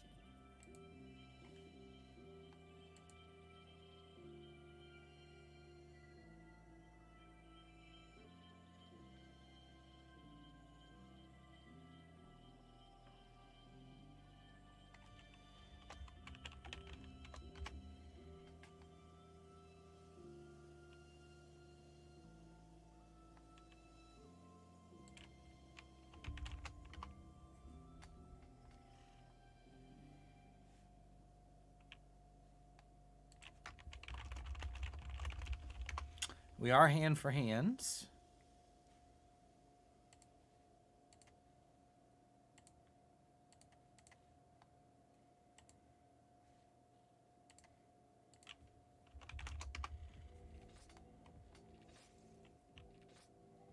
Thanks again for playing, buddy.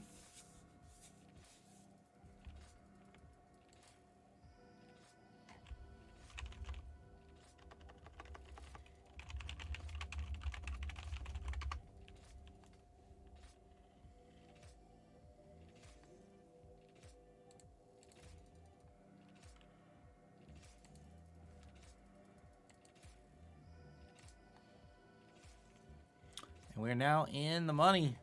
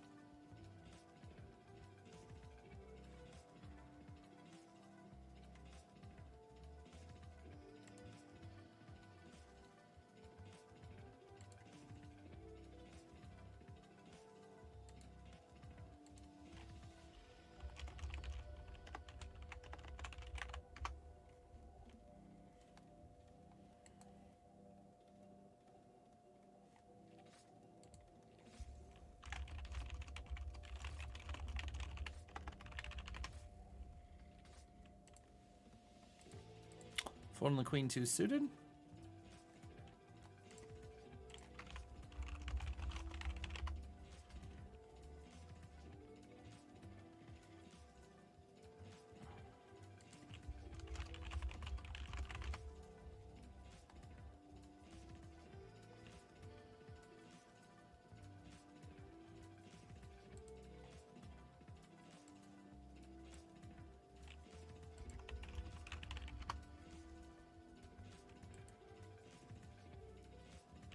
Ginger calls here.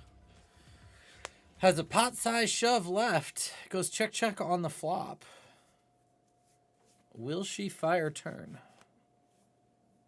She checks turn.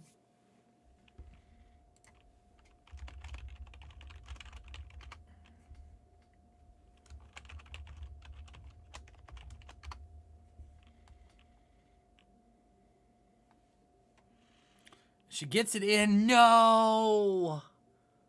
Oh, no. Oh, that's brutal, Ginger. GG's. That's going to do it. Ginger, the $50 is in your account. That means that VA Kid, you have won 1% of my main event, which will go down in July. Thanks, everybody, for being a part of this. It was a lot of fun. And I really hope that you guys will stay tuned to what happens this summer. Follow my Twitter, follow my Instagram, both Rob Gardner Live. Watch ChaseTheDream.com. Please watch the episodes this summer as they talk about what's going on in our journeys. But most importantly, I hope you will come back middle of the summer, middle of July, throw something on your calendar book.